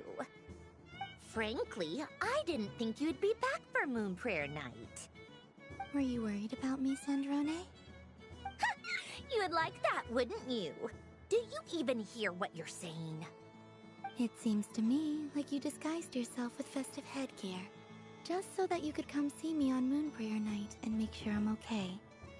You didn't even bring Polonia with you. You? I thought you couldn't see! I cannot. But I sense the confusion of those around us rippling through the Kuvaki currents. Based on what I know about you, let me guess what you're wearing. Is it cat ears? Shut up! I'm only here to protect the Fatui's interest in this territory. Running into you was pure bad luck. Really? But you were the one who asked Arlecchino to help everyone find my name. Columbina! Ugh! Just one more word, and I'll unscrew your vocal cords. It's Columbina Hyposelenia now. Tell someone who cares. I've missed you, Sandrone. The whole time I was gone, I was thinking. I hope I get a chance to say some ugly words to you. Is that supposed to be a joke? Anyway, let's go play that game. What? You mean that frostfin whale? Yes. It's some kind of game where you get bitten if you step on the wrong tooth. Seems like fun. Who in their right mind would wanna... Because you're not a scaredy cat. Fine! You wanna play? Let's play. Don't complain when I kick your sorry butt. Lovely. You old geezer! I'm gonna beat the pants off you! Just you watch! I almost forgot. Sandrone? What is it now? You'd better not lose, or I'm going to beat your head in. What? Allow me to demonstrate since I'm feeling so nice. You just step on the teeth, like this.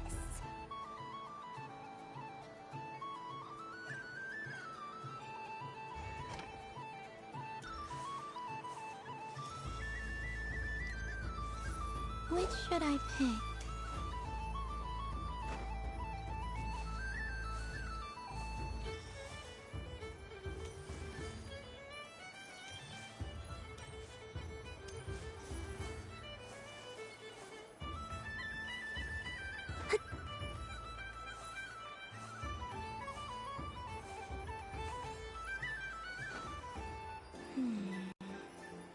I'm getting a bad feeling from this one.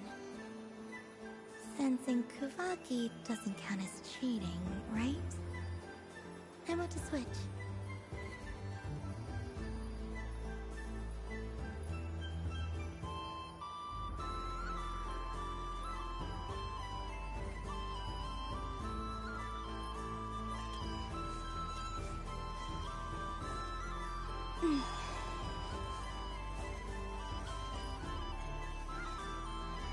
Your turn, Sandrone.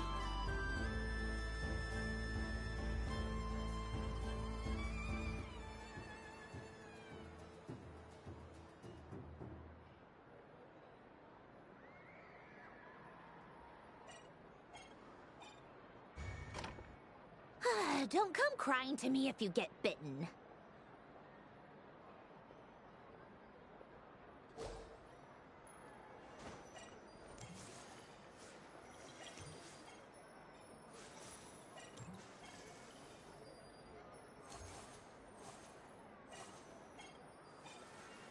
There are less and less teeth remaining.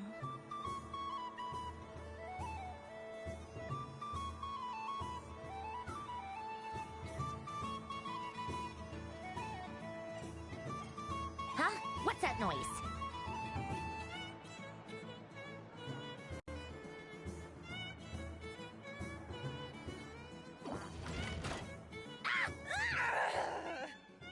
I think you might have picked a bad tooth, Sandrone. Shut it! Do you need any help? It seems like you're stuck. No! It's just a blasted... toy! How is its grip this strong? Stop laughing! All right. Well, you lost. So just like I promised... Hey! What are you doing? Are you seriously? Hiya! Why, you... Oh, just you wait! Rematch! Are you all right, Sandrone? That was quite a strong bite. Are your clockwork parts... Quit your fussing! I don't need it! All right. I'll go first this time.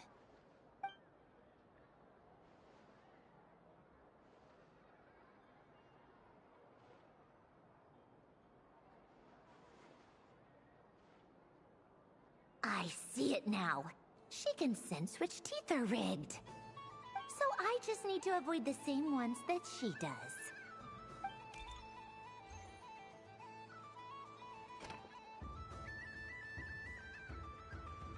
This one... Seems fine. She avoided that one then? Now I've got you. All right, my turn.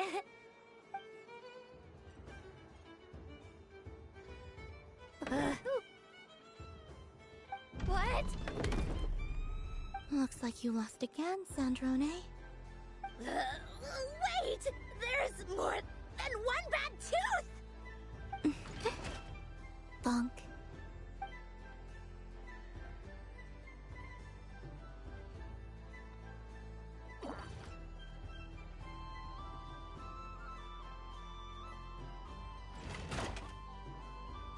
Stupid game! What idiot came up with this?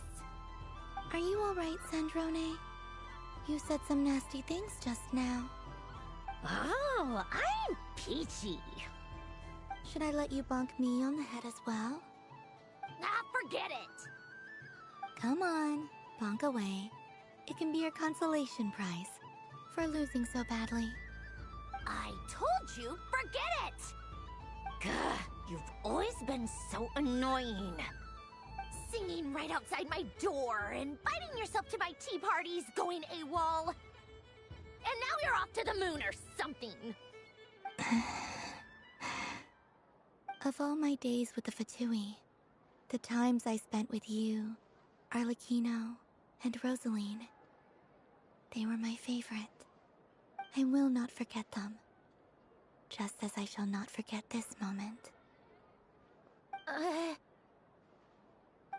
We'll always be friends, no matter where we are, right? Who would want to be your...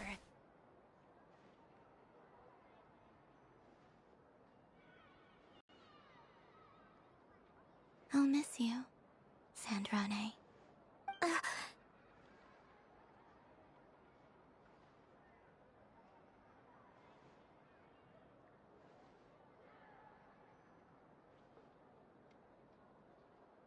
Goodbye, Sandrone.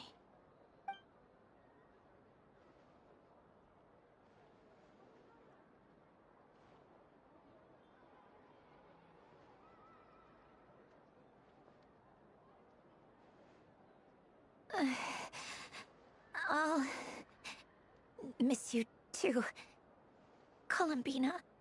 Sorry, what was that? Ah! Yeesh! No need to freak out. What's wrong? We've been looking everywhere for you. What do you want? Oh, nice ears.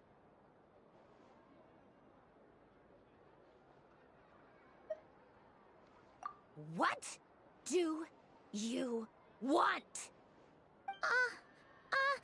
This. Huh? It's your turn to draw something. You're one of her friends too, aren't you?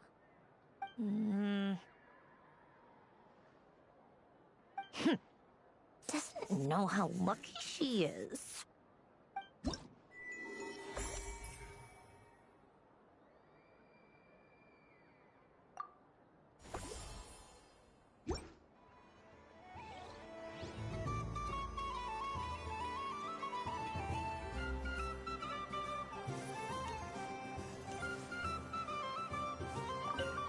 What's there to see on that moon anyway?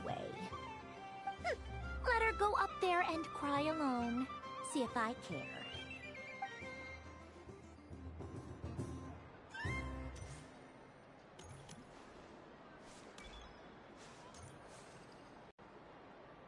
Moon Prayer Candy! Beautiful, tasty Moon Prayer Candy!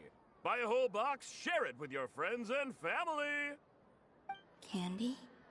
To share? I wonder what flavors everyone would like. Welcome home, Moon Goddess. Fancy a box of Moon Prayer Candy? Sure. I knew you would. Now, what flavor would you like?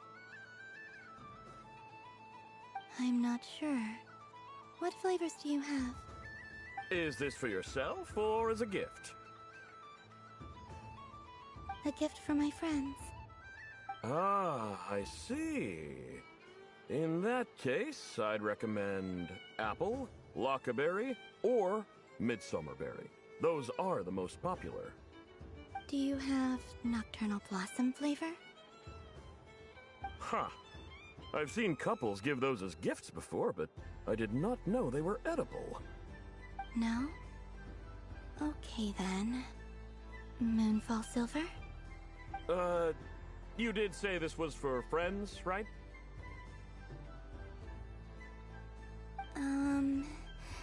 Maybe smetana then.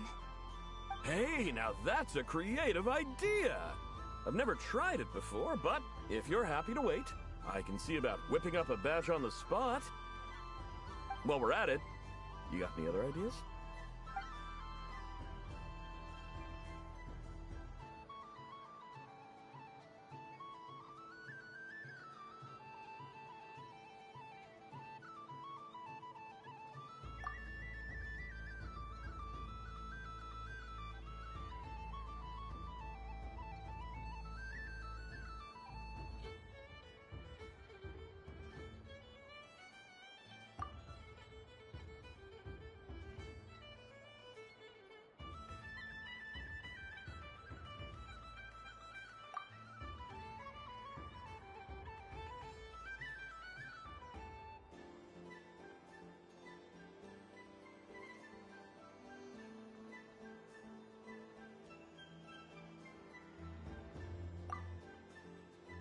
Here you go.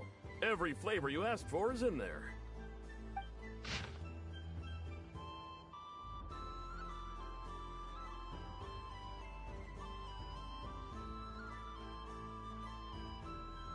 Thank you. I should be the one thanking you! You brought me a whole bunch of new business. It's like a genuine blessing from the Moon Goddess. I hope you and your friends have a lovely night.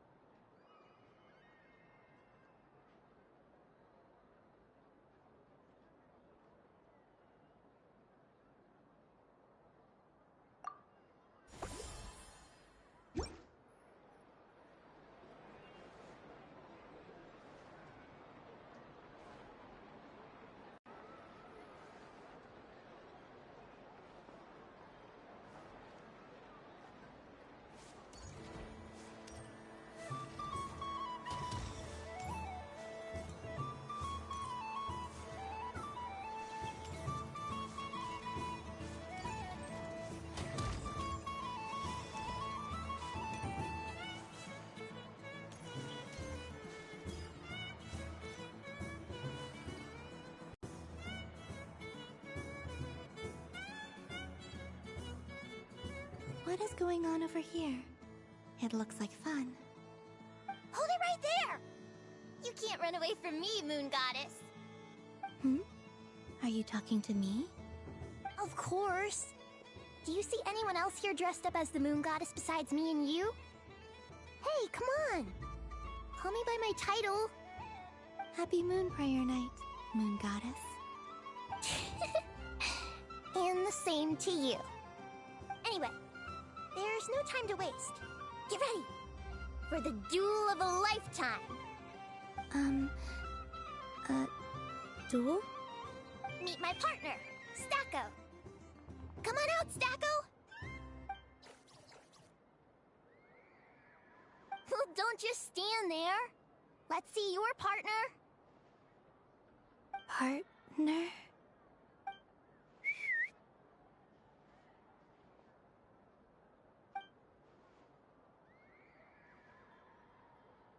Hmm? So I need to select a partner and command them in battle. Partner. I need a partner.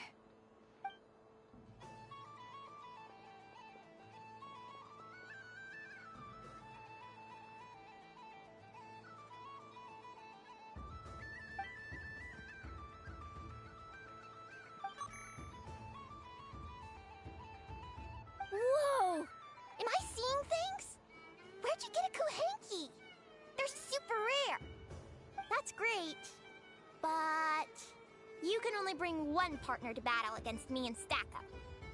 No ganging up allowed. They all look so eager to be picked. Which one should I choose?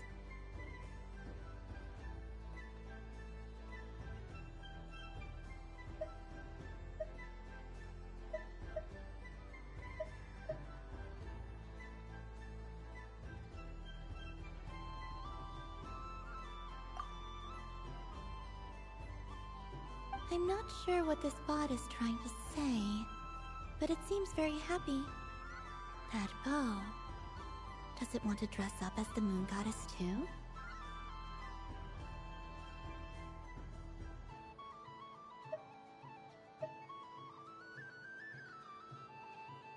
They all look so eager to be picked.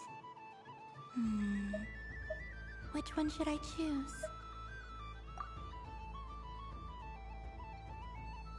This deer came to celebrate the festival with the Frost Moon Scions. It wants to help me with its antlers. They are its pride and joy.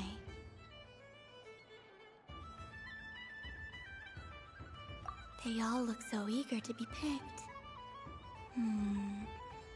Which one should I choose?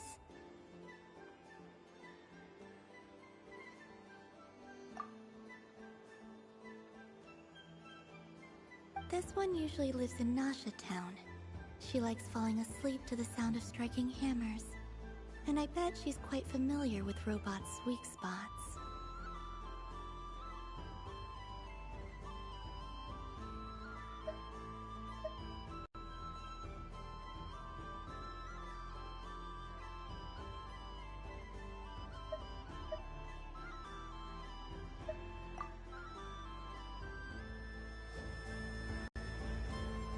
Testing! Testing! Oh, this is an emergency broadcast! An exciting battle is about to take place right here at the Nasha Town Special Arena! In this corner, we have the Moon Goddess and her robot partner. And in the other, we have the Moon Goddess and her Kuhanki partner.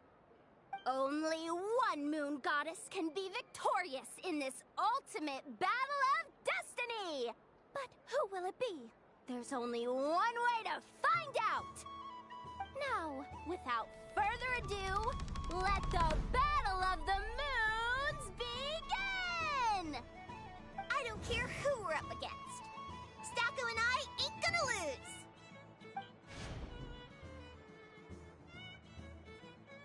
Let's strike first! Stacko, formation shift! Ho-ho-ho! The robot has kicked things off with a change of formation. But how will this affect the battle? Nobody knows!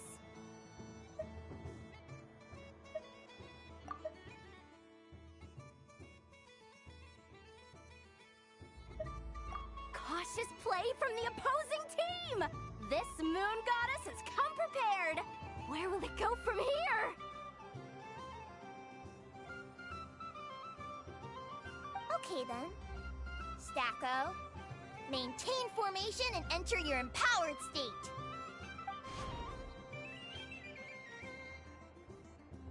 Empowered state? There we go! Now we're talking! Absorbing the immense Kuvaki present on Moon Prayer Night, this lean, mean machine has greatly increased its offensive power! Good choice! Buffs count for nothing if you beat them before they can use it!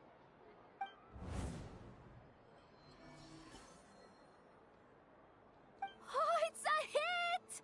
But Stacko stands firm! The battle is heating up fast! I'm about to start sweating machine oil over here! Go for it, Stacko! Set Kuvaki to maximum! Can their opponents withstand this blow? And what will this Moon Goddess do? Don't be afraid. Fight however you wish. It's a moon lane! A deft use of a moon lane allows the Kuhanki to dodge the blow! And now it's spiraling around 1 loop! 2 loops! The robot's screen is bugging out! It's getting dizzy! Stacko! Oh, Stacko is down for the count! Our winner is the Moon Goddess! The slightly taller one, I mean. You did your best, Stacko. I'll take you to Ainos for a checkup right away, don't you worry.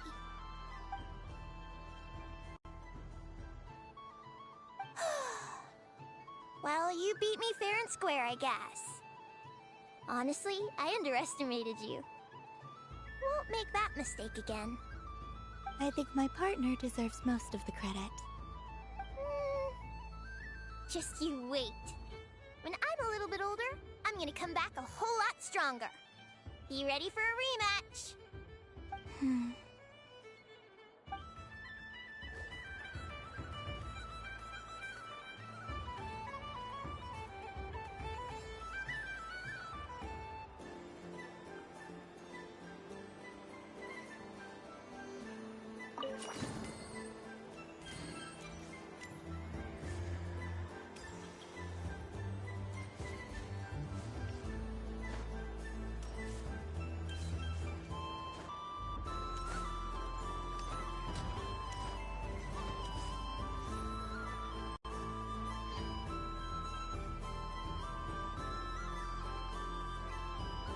This doesn't make any sense! How am I losing every single time?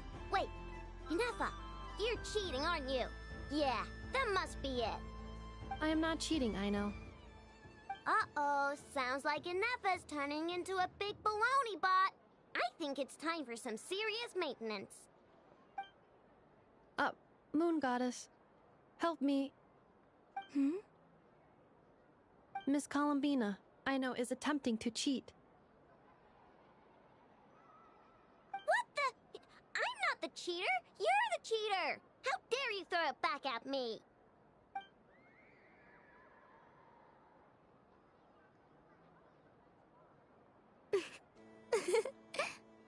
Alright, fine. Let's all laugh at Aino. Just you wait till I get home, because I'm gonna make a game bot that can win 100% of the time. Let's see you laugh when I come back and beat your butts. You'll all have your heads covered in stickers when I'm through with you. We came to check everything was okay after all that yelling, but,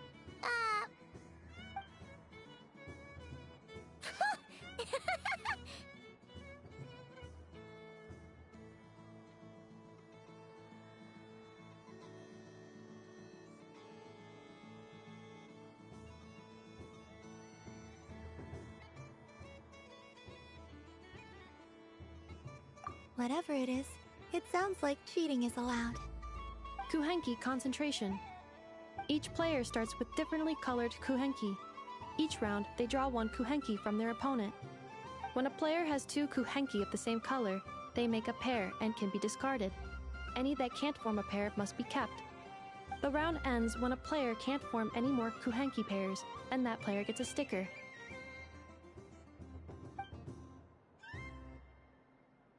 ooh! Can 4 people play as well? That is fine, so long as the turn order is fixed beforehand.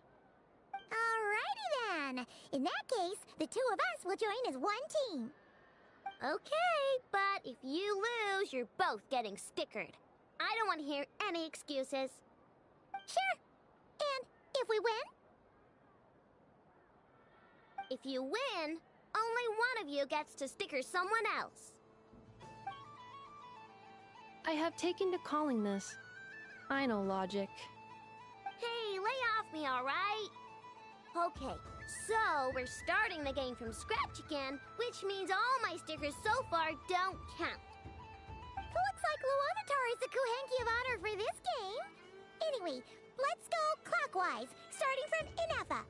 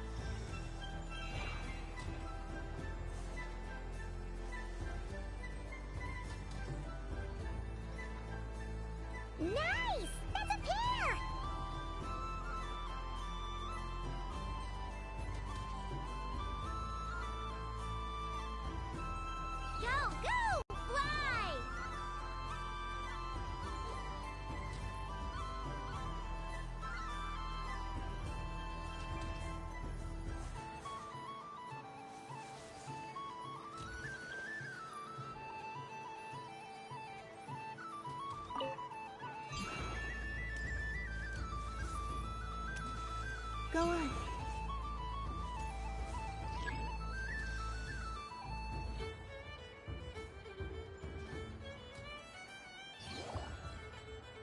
I have a pair.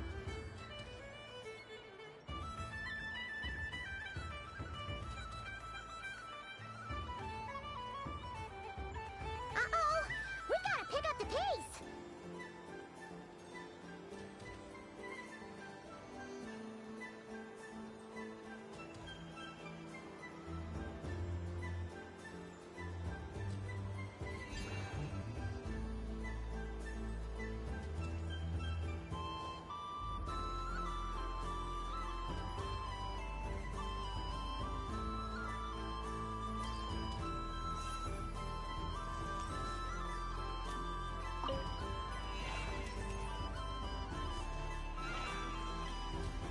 I win.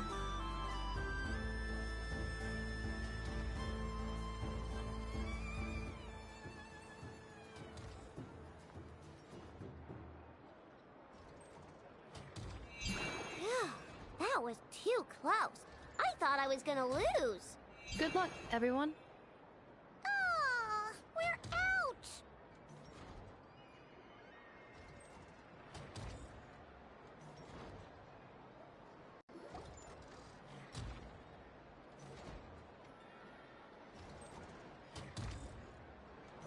Let me pick a good one. What's it gonna be? You're looking very pleased with yourself there. What happened to being a huge Grumposaurus? I won. Duh.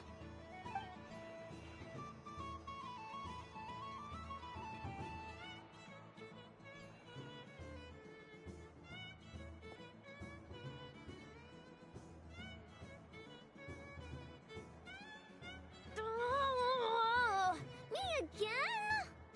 Don't fidget too much, Ino, or the sticker's going to fall off. I don't care. If it falls off, it falls off. If a pair of Kuhenki get discarded, why not a pair of stickers? Huh? Huh?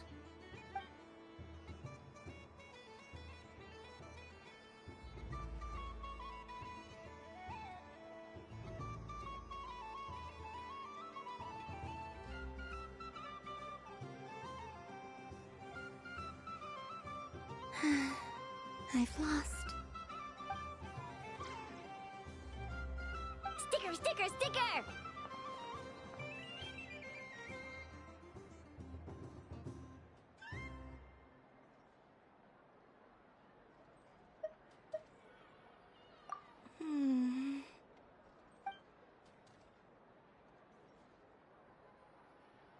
Cute! You think so? Shame. I can't see it for myself.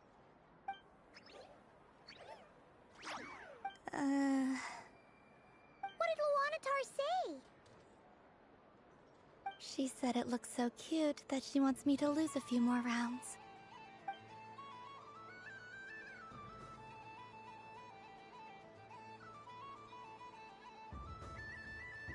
Who put these stickers on Paimon's eyebrows?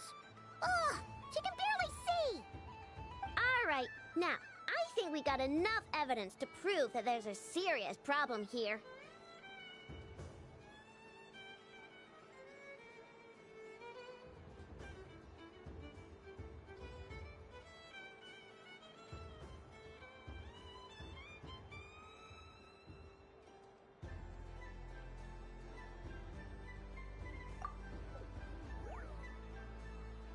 Yes, I agree as well. The culprit is... Ineppa! Culprit? What did I do? Quit acting dumb, Ineppa! You're not wriggling your way out of this one. I've been watching you. Not only did you remember whose side Luanatar started at, but every time someone drew a Kuhenki, you were logging it and calculating every last possibility. Which Kuhenki pairs were gone, who had what color Kuhenki in their hand, even our facial expressions. You were keeping track of it the entire time. Exactly! What Ino said! Putting aside the fact that running calculations is not against the game rules, do you have any evidence to support your allegations?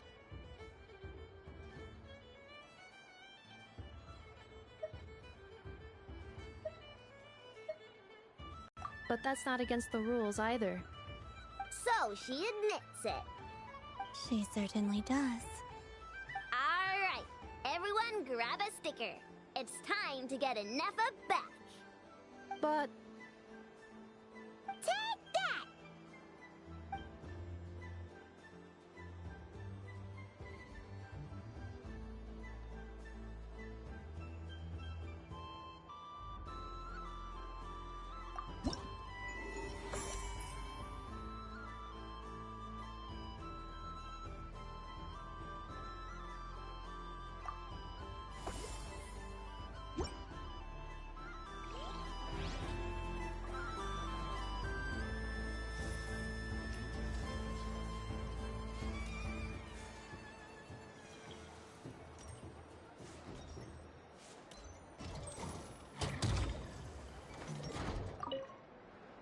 Aino is throwing a tantrum again. I believe it will take 3 crumb-kakes to constitute a suitable peace offering.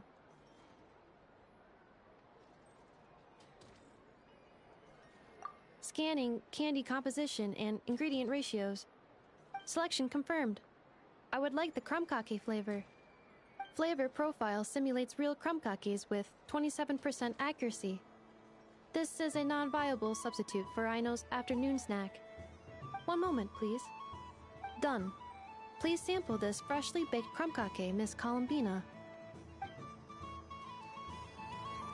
The robot show will now begin.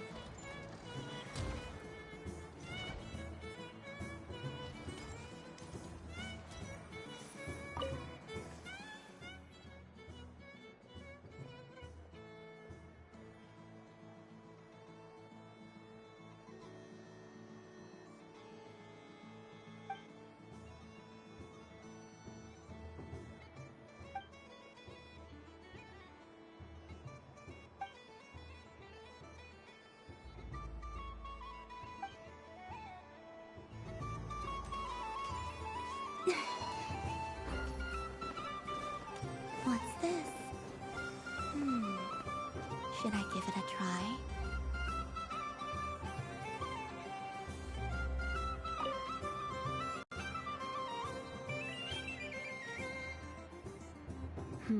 I don't have enough data.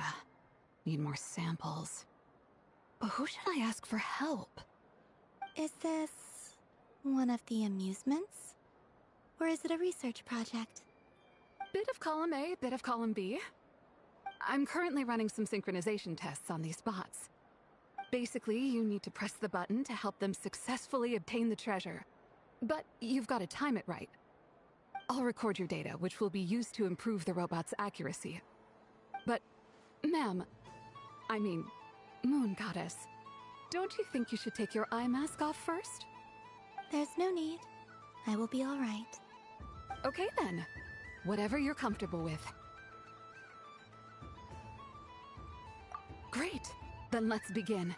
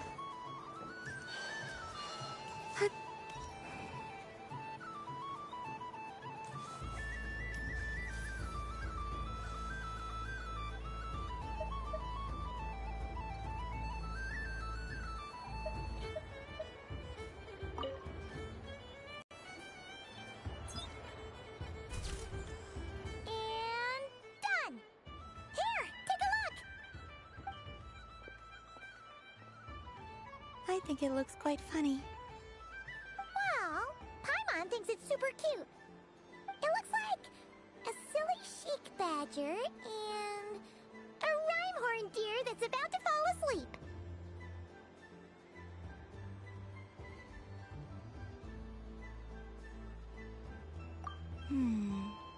Maybe I'll stand on the sheik badger's side instead. It looks like we've attracted the attention of quite a few animals. Let's make room for them.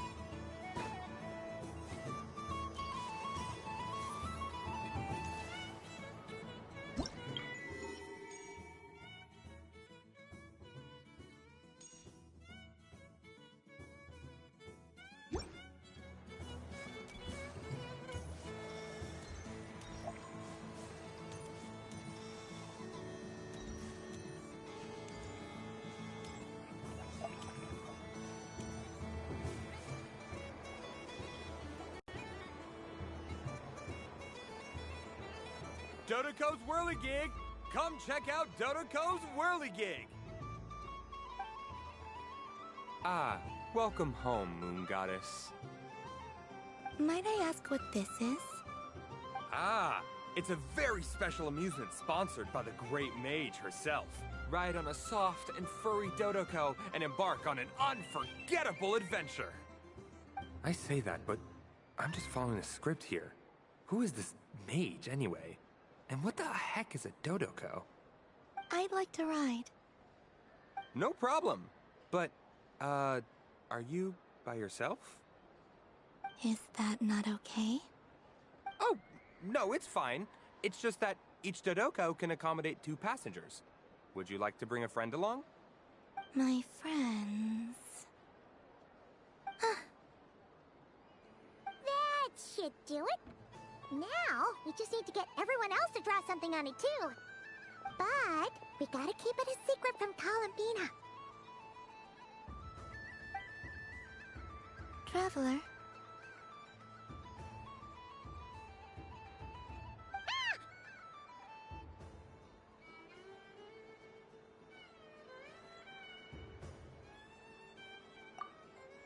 I want to go on that ride. Will you join me?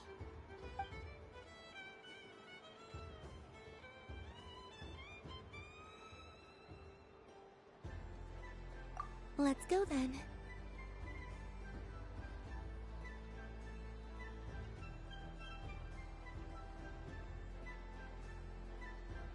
Don't worry. Paimon will do the rounds. You go have fun.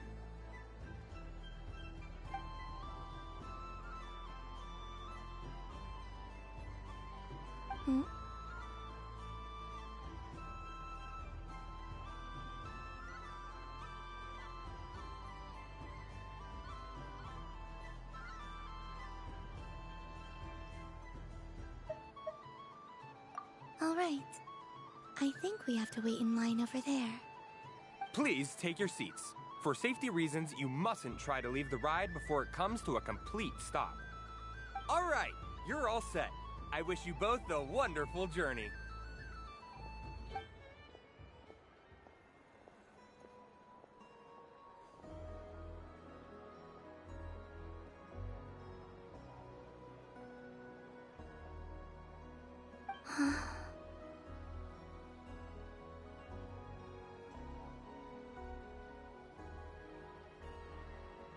Not bad. It reminds me of riding a moon lane. Sometimes, the Kuhenki circle around me like this, playing their beautiful melodies.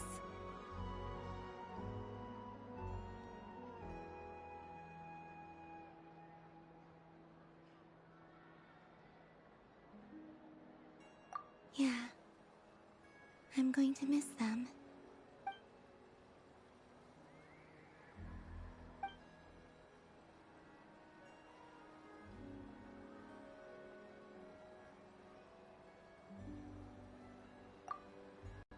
It does. I've felt scared in the past, too. But this is a little different. You know something? I got to see a lot of fascinating things during my disappearance. I saw how the Frost Moon Scions act around their families. So different than how they used to act in my presence. And I also saw how they interact with their friends. It made me curious at first. Why do people act so sincere when they're worshipping gods, but save their truest, warmest feelings for each other? Slowly, I came to realize that it's because they trust one another. They know, deep down, that they'll be accepted for who they are. All of it. The good and the bad.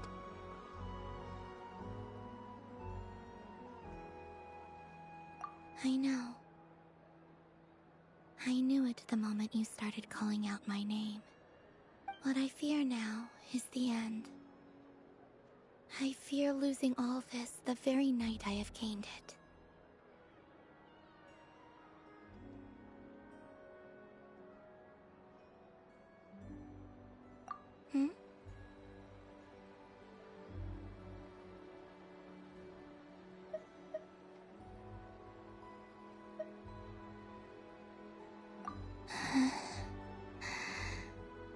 Thank you for this conversation. Thank you for listening to me. Don't worry. This fear I have, and the unknown that awaits me, they cannot hurt me. Not when I possess a treasure far greater. I just want you to remember this version of me. The real me. On this final night together. Dear passengers, Dodoco's awesome adventure has come to a close. Please leave in an orderly fashion, and we look forward to seeing you again in the future. Don't want the journey to end, huh? Don't worry, you two. There's always another adventure waiting just around the corner.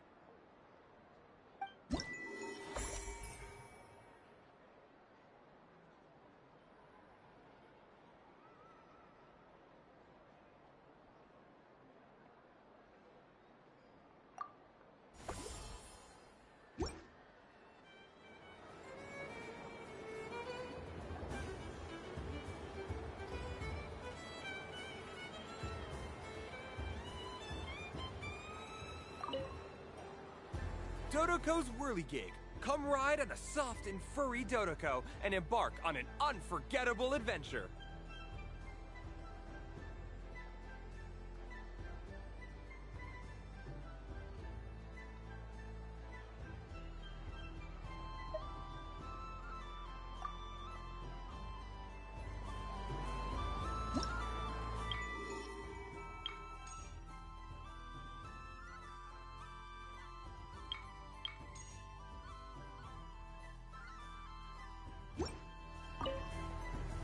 Dodoco's Whirligig. Come ride on a soft and furry Dodo.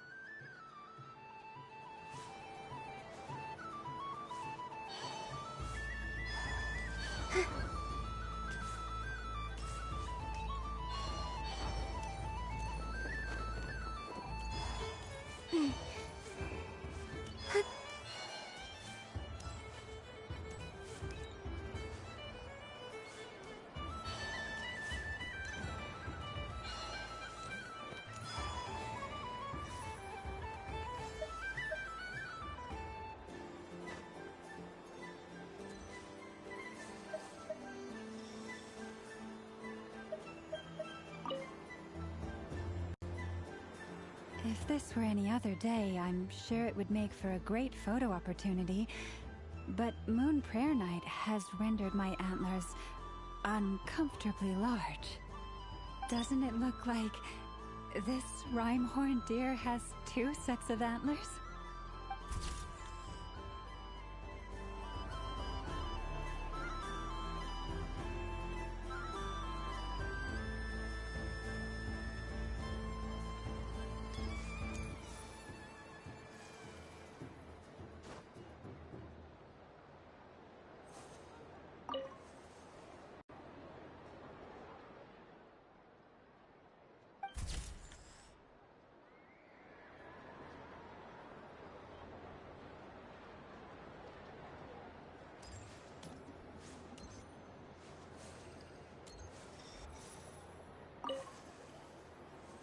I've seen Lenny and the other children play this game before.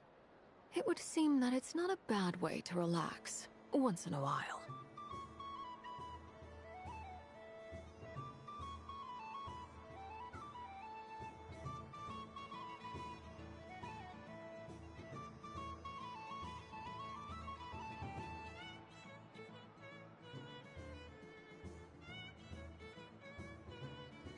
Candy?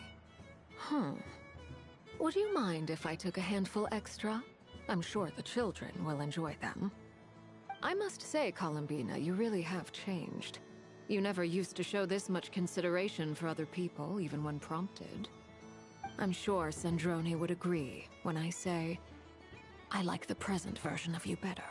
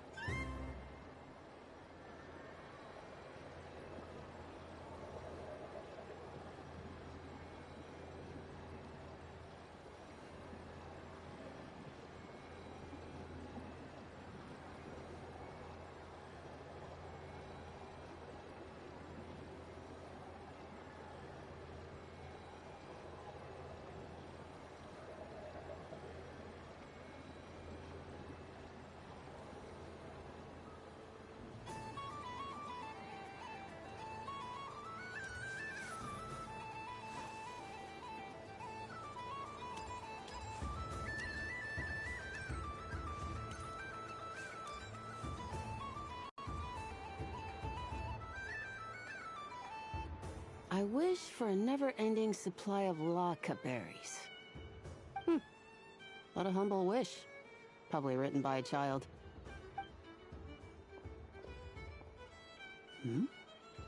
Is that Lauma the Moon Chanter?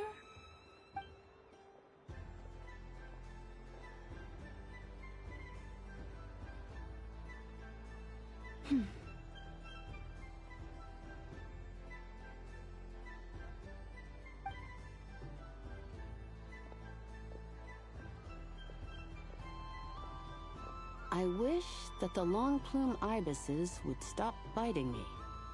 Oh dear, poor Lauma. All right, I'll write that one down for you.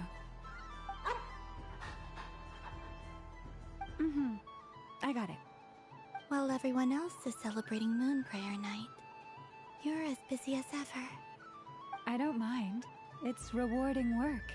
A good kind of busy. My antlers are at their heaviest tonight, and the Kuvaki waves are especially strong. But as I help these dear friends hang their wishes up, I feel a great peace within myself that is hard to describe. You see, they are all such beautiful wishes, and they are ones that we can fulfill by our own strength. Do you blame me, Llama? I want to hear your honest answer. It is by the help of so many people that I can return to the moon. But I feel as though I've hardly done anything in return. You've done plenty, Columbina. I say this in earnest, both as someone who knows your history, and also as a friend who has seen what you've been through. What about as a moon chanter? I feel proud to honor our moon goddess's wish, and I'm sure any moon chanter in history would have felt the same way. Thank you for your kind words, Llama. But... Since you asked for my honesty, I won't lie to you. My feelings are mixed right now. Besides pride, I also feel... I suppose it's a reluctance to let go. Once you return to the moon, we will be far apart and separated by a false sky. I'm sure those of us left behind will gaze up at that sky yearning for the moon once in a while, just as you used to do. I will miss you, Loma. I will miss you all. I hope to stay in touch. I will try and find some way to send messages down from the moon. Perhaps you could use Kuvaki. I've heard Yehoda say that signals can be sent using long and short waves, or strong and weak lights. That sounds a little complicated. What if we forget what the signals mean? We could prepare a codebook beforehand, but... You're right. It wouldn't really suit you. Still, whatever happens, I believe that you will find your own unique way of communicating with us. And now that I think about that, my heart feels lighter. Because you trust in me? Yes. I have faith in you, and in the power of truth. In my experience, the truth tends to be difficult, but that's what makes it stand out from what is false. So I'm confident that your thoughts and your love will shine through the curtain of lies. We will know it when we see it. Thank you. Now, could you help me hang up my wish? Is this? I wish that all who dwell in this moonlit world can find a place to belong. And I wish that I shall one day see my friends again. It's 2 wishes. I hope that's not too greedy of me. Not at all. And I think you speak for us all with the second one.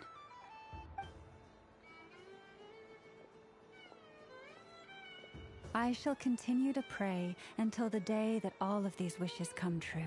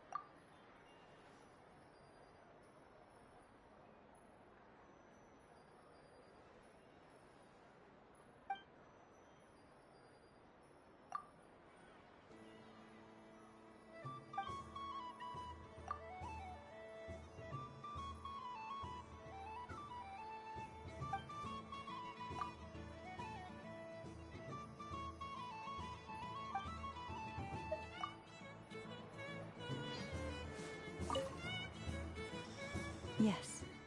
May everyone's wishes come true.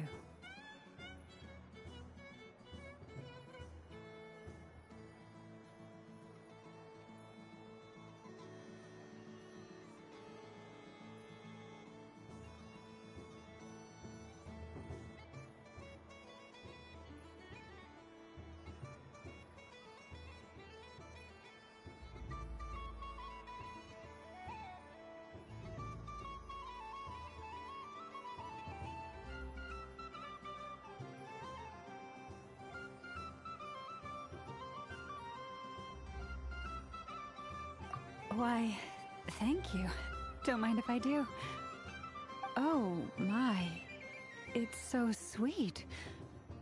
I'm so accustomed to plain, simple meals that this sweet treat is quite a shock to the senses. But I savor this moment in its entirety because it tastes like true friendship.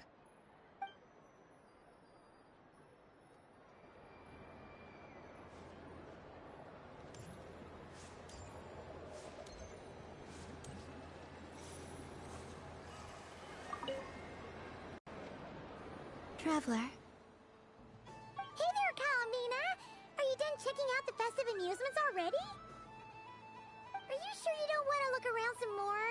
You might not get another opportunity like this for a while. Right now, what I'd like to do is...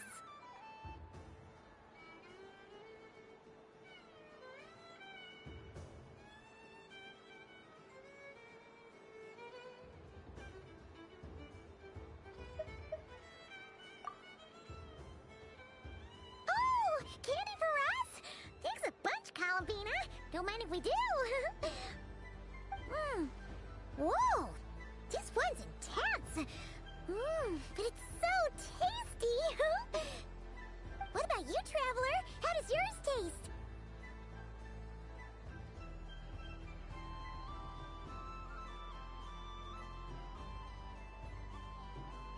Oh, sounds good.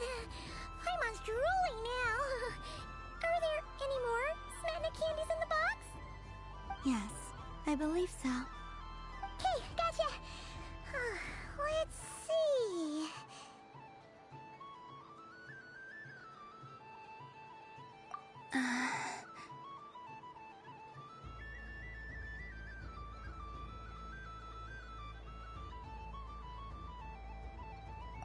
Sure.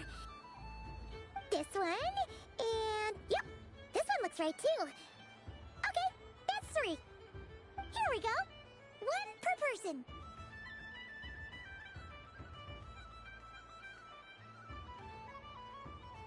It's so sweet.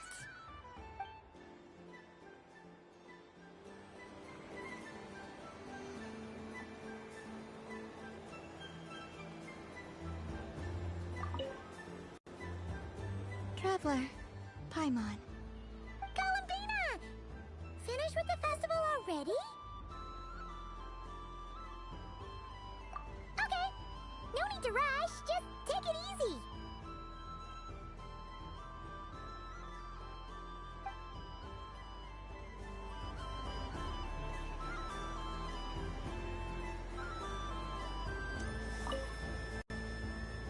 Traveler, Paimon. Kalamina! Finished with the festival already? Really? You're sure you don't want to have a little more fun out there? Final answer!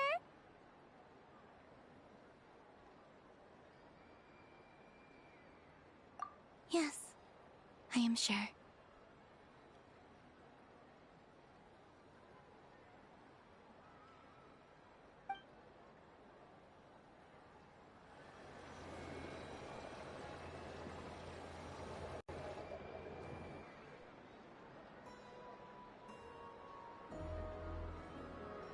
This was the most fun I've ever had on a moon prayer night. Everywhere I went, people were saying, "Welcome home," and there were friends at every turn. I only wish it could last longer than one night. Oh.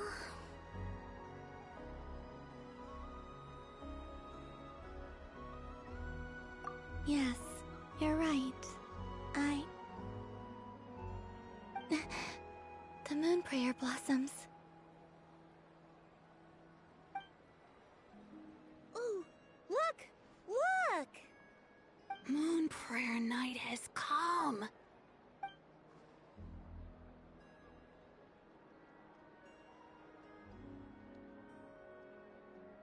The moon. It's so beautiful. Happy Moon Prayer Night, dear. Happy Moon Prayer Night!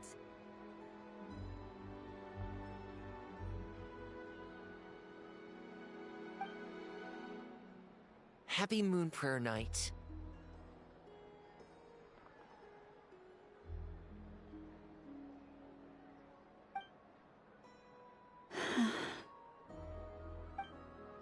Aww. Huh.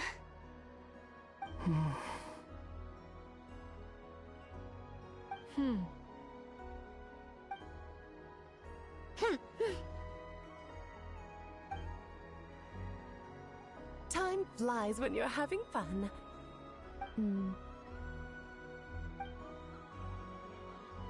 Oh. Looks like the time has come. Columbina. You're heading off, then? Yes, to the ruins you mentioned. And from there, back home to the moon. Wait! I know? At least... Take one of our craft shop's crumb cookies up to the moon with you. You know, for a snack. Sure, why not? The Curatorium of Secrets believes in proper farewells. No story should be left without a satisfactory endnote. Never. Farewells are an important affair for the Ratniki, too. We never know when we might meet again.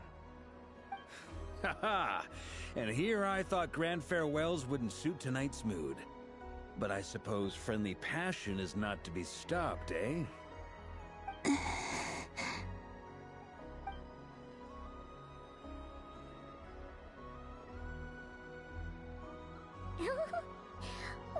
made a little something for you, Columbina. Ta-da! What is it? A Moon Prayer Night greeting card with drawings by all of your friends.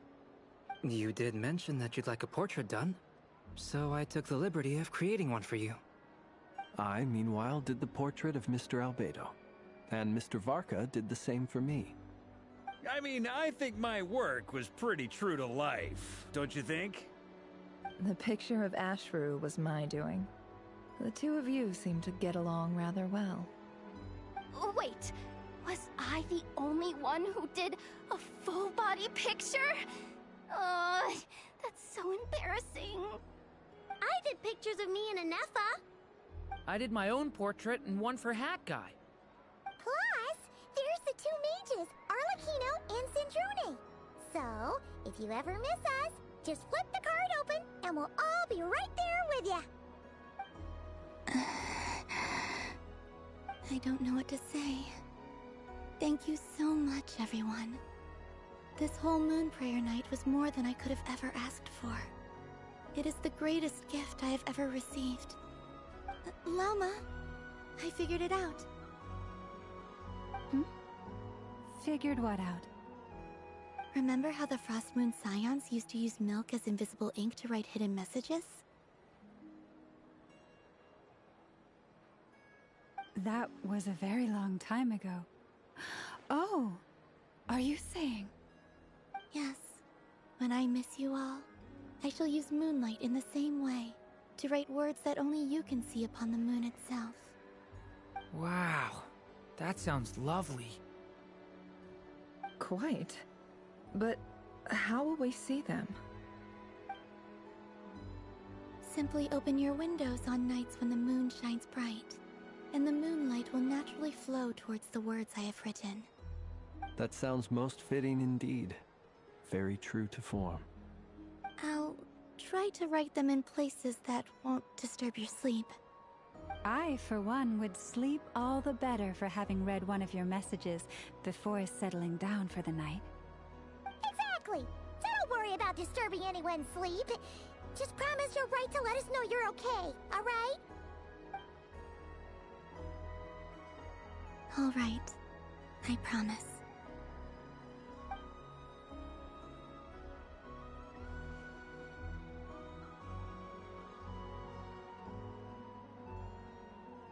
In that case, Columbina. I'm ready.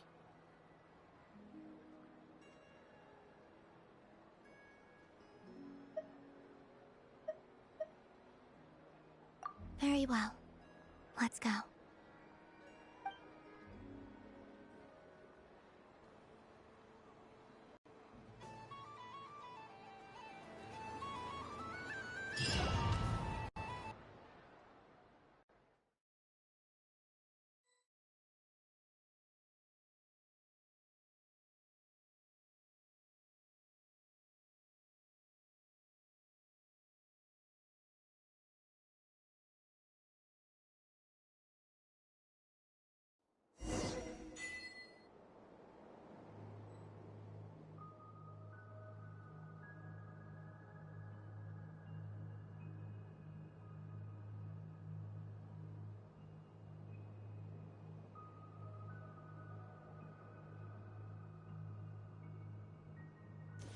In just a few moments, I will be gone.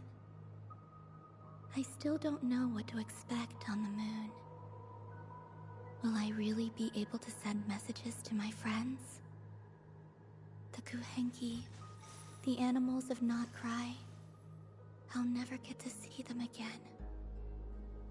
I wonder where I'll be when the next moon prayer night comes.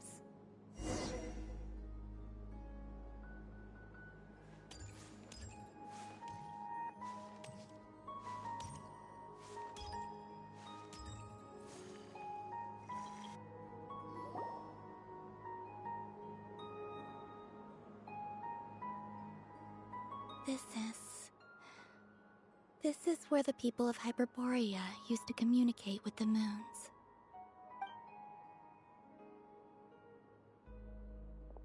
Eternal moon, frost moon, iridescent moon.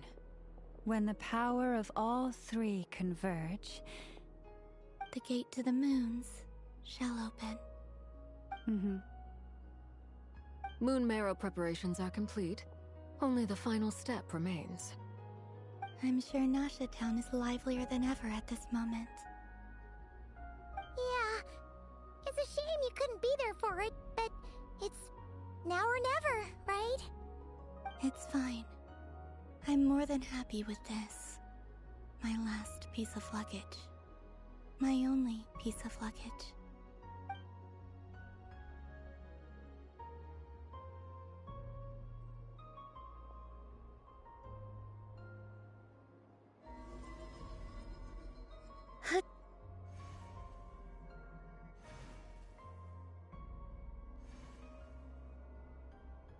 I can already feel the moon calling to me.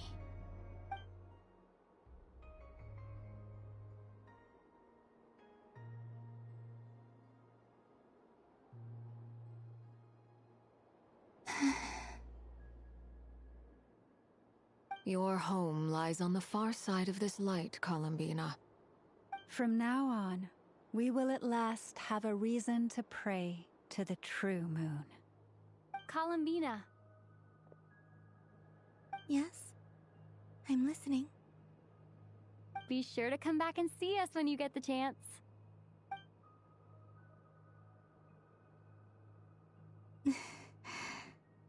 Of course. But if that chance doesn't come, then remember that you have friends on this planet. People who will miss Columbina. Yes, I will. Thank you for everything you've done for me. And remember, come night or day, the moonlight shall always connect us. Well then, farewell, my friends.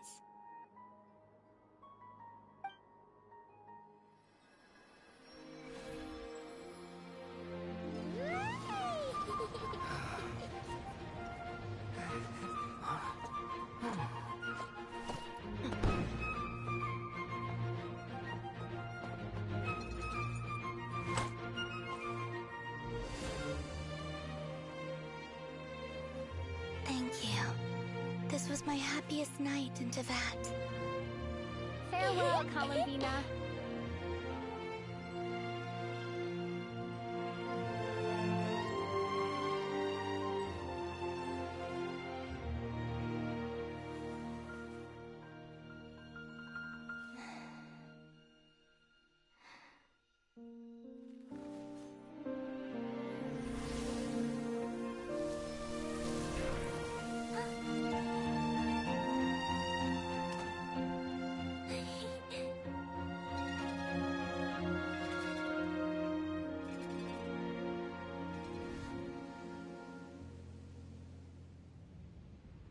The moon really is closer than ever tonight.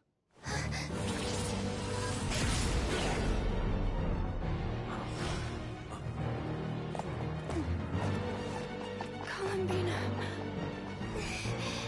All 3 moons in one place. Time for one final experiment. Reason, life, death, time, and space. They all believed I would fail.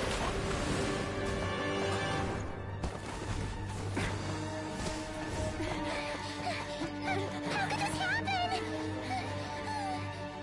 But Tevat's primordial power never did belong to the throne of heaven. And now, they are mine.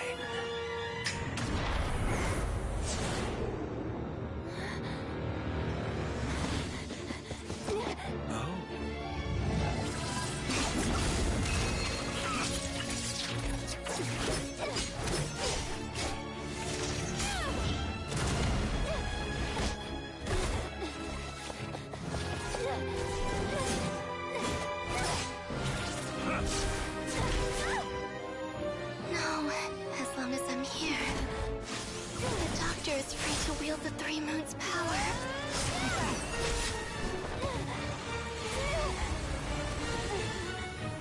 It's the only way.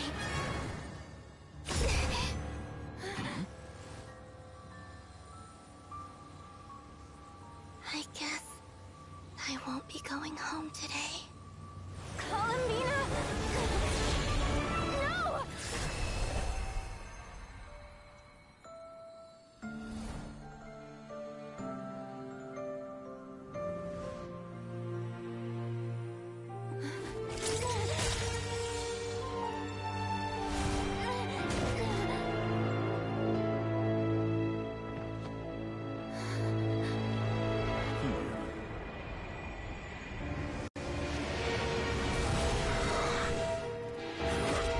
Stubborn world, do not try to control me.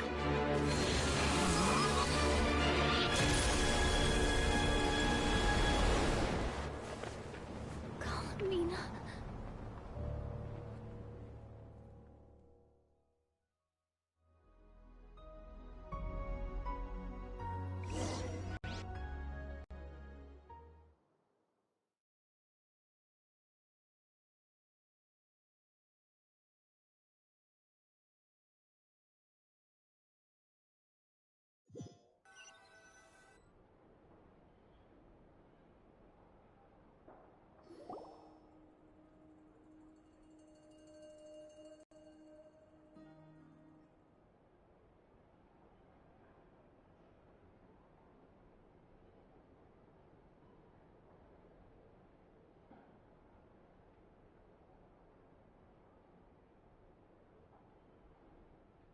Are you all right? Do your wounds still hurt? I had someone prepare a little medicine that could prove effective. Take it if you need to. In that case, let me relate the contents of the call we made to Alice after the incident occurred. That Dottore is a crafty one. He distracted the Hexenzirkel by creating a huge fuss at Tevat's borders. I'd assumed that the cause was an abyssal intrusion from the outside world, which in fairness is a rather common occurrence. But after learning that you managed to influence the phantoms in Nordcry, I realized that perhaps this interference could have come from within Tevat instead. But we weren't able to change their fates. True, you couldn't change how their stories ended, but you did build some variables around yourself. Variables? Yes. Things you heard that you could not otherwise have learned. Ideas that would otherwise have never crossed your mind. All these things are variables.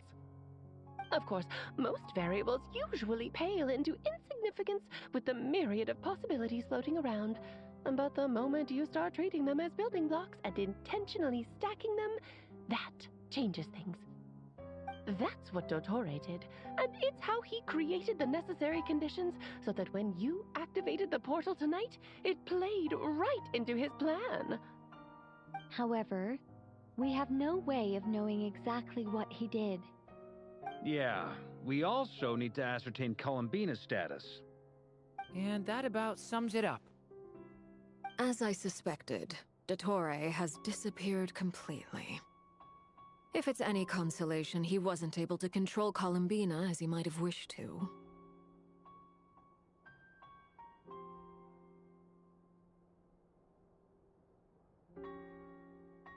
Oh no!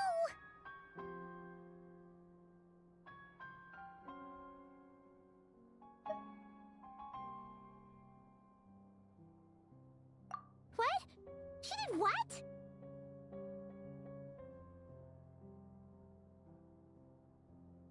All we saw was Dottore appeared and used some kind of power. The next thing we knew, he and Columbina were gone and you were falling into the sea.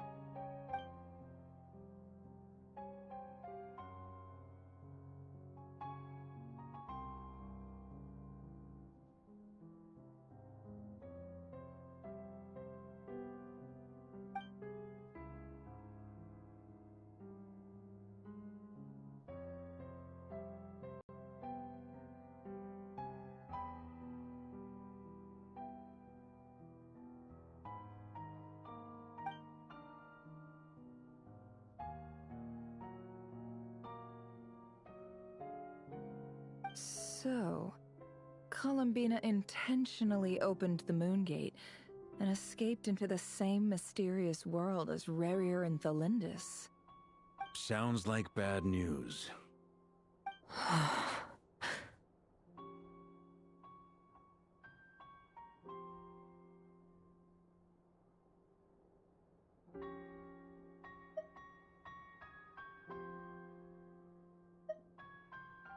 Seen in that way, the Trilunar Syzygy and Rerir's emergence, Dottore might have been pulling the strings in both cases. According to Miss Alice, he is attempting to transcend his destiny and finish an experiment that only a god might complete. An utter lunatic. Wait a sec, where's Hat Guy? Seems like he'd want to be here for this. He took off with the Dodo communication device after we spoke to Alice. He said he had a hunch that he wanted to investigate by himself. The look on his face was terrifying. I've never seen him like that before.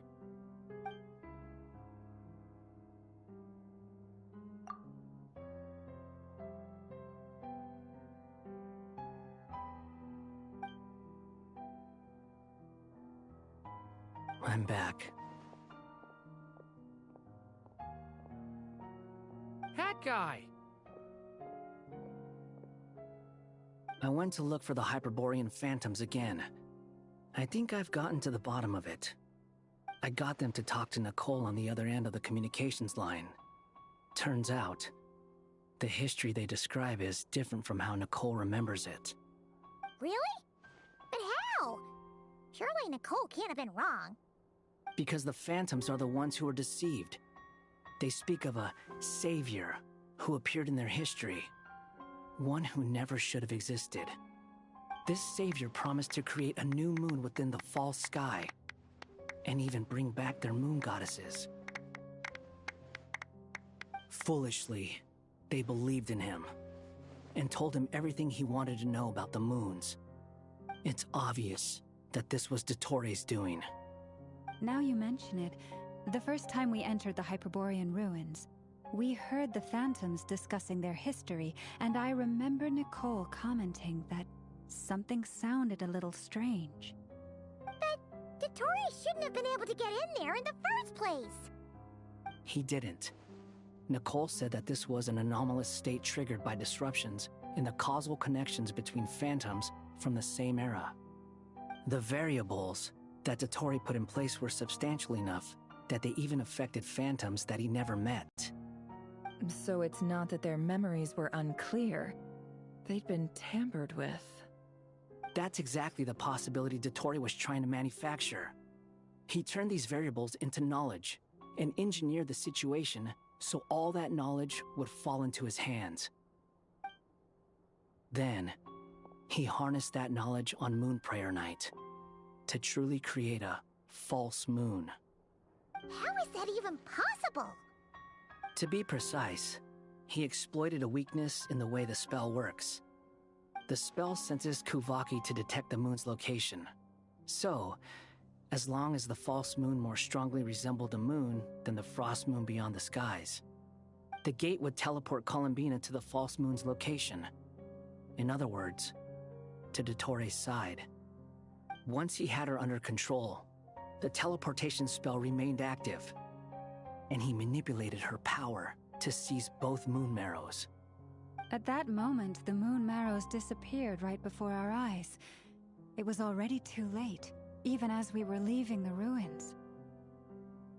By then, Dottore had already amassed the power of all 3 moons. So, where does that leave us? What do we do now? I'd certainly like to know what Her Majesty thinks, now that the concerns I expressed to her have come to pass.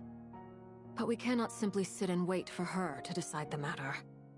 And in any case, it is not the Fatui Harbinger Damselette who sees us as her friends, but rather Columbina Hyposelenia. If, even in such extreme circumstances, Her Majesty will not lift the prohibition on Harbingers drawing steel against one another, then I will do as my heart demands. I will fight as Peruware instead. Oh, Arlecchino! Time is short, so I'll make the first move.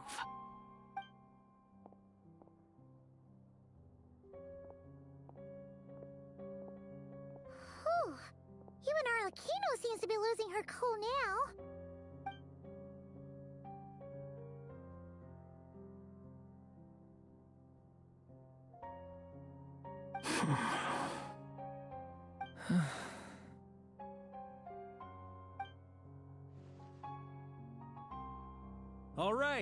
All right. Lose those dejected looks for a moment and let me get a word in. It looks bad, I won't lie. Very bad, in fact. So Dottore's pulled some real dirty tricks to gain the upper hand. For now. And yeah, it's to the point where even the mages say that his variables have affected destiny. I'm not so sure, though. Many have told me that Tevat's destiny is fixed, and that does appear to be the case. Well, what makes Dottore so sure he'll be the exception? And since he was able to stack these variables up, who's to say we can't do the same? You of all people should not be discouraged, traveler from afar. This isn't over yet.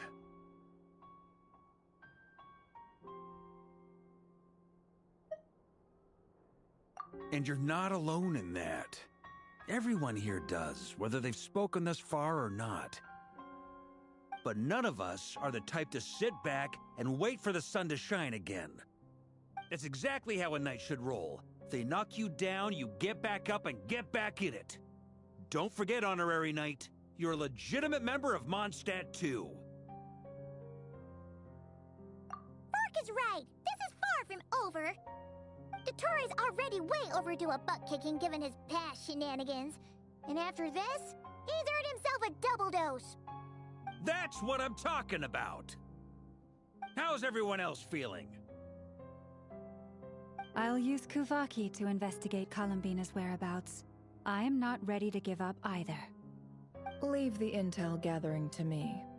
Whatever happens within Nodcry's borders, when the Curatorium of Secrets wants to be in the know, we always find a way. Aino and I will do all we can to support you. We will attempt to reverse engineer Dottore's actions and seek a breakthrough that way. Alice and Nicole are busy dealing with an emergency at Tevat's borders, so they can't return just yet. But they're both very angry about this. They've asked Albedo and me to act on the Hexenzirkel's behalf and do everything in our power to fight back against Dottore. Are you ready then? We're going to have to conduct a lot of research, even in the early stages. I'll do my best. As for me, I'm pretty familiar with Dottore's way of doing things, so I can try to predict his next move. I'll help with your investigation. Nice! Looks like we have our basic division of labor.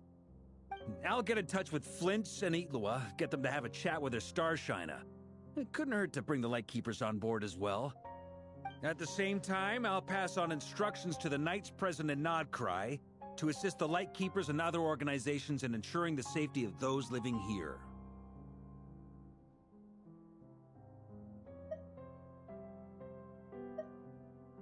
Yeah! We'll show him!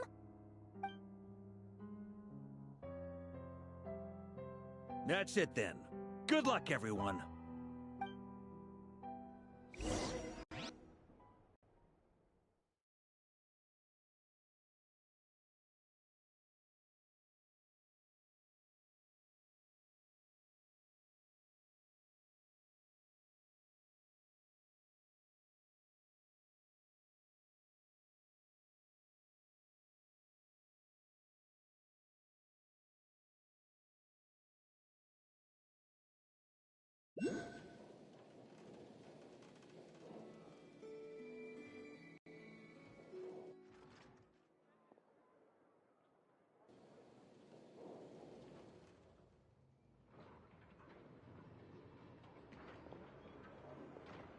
I never thought that Columbina would become my real name. It went from being a Fatui code name to something my friends call me. And remember, come night or day, the moonlight shall always connect us.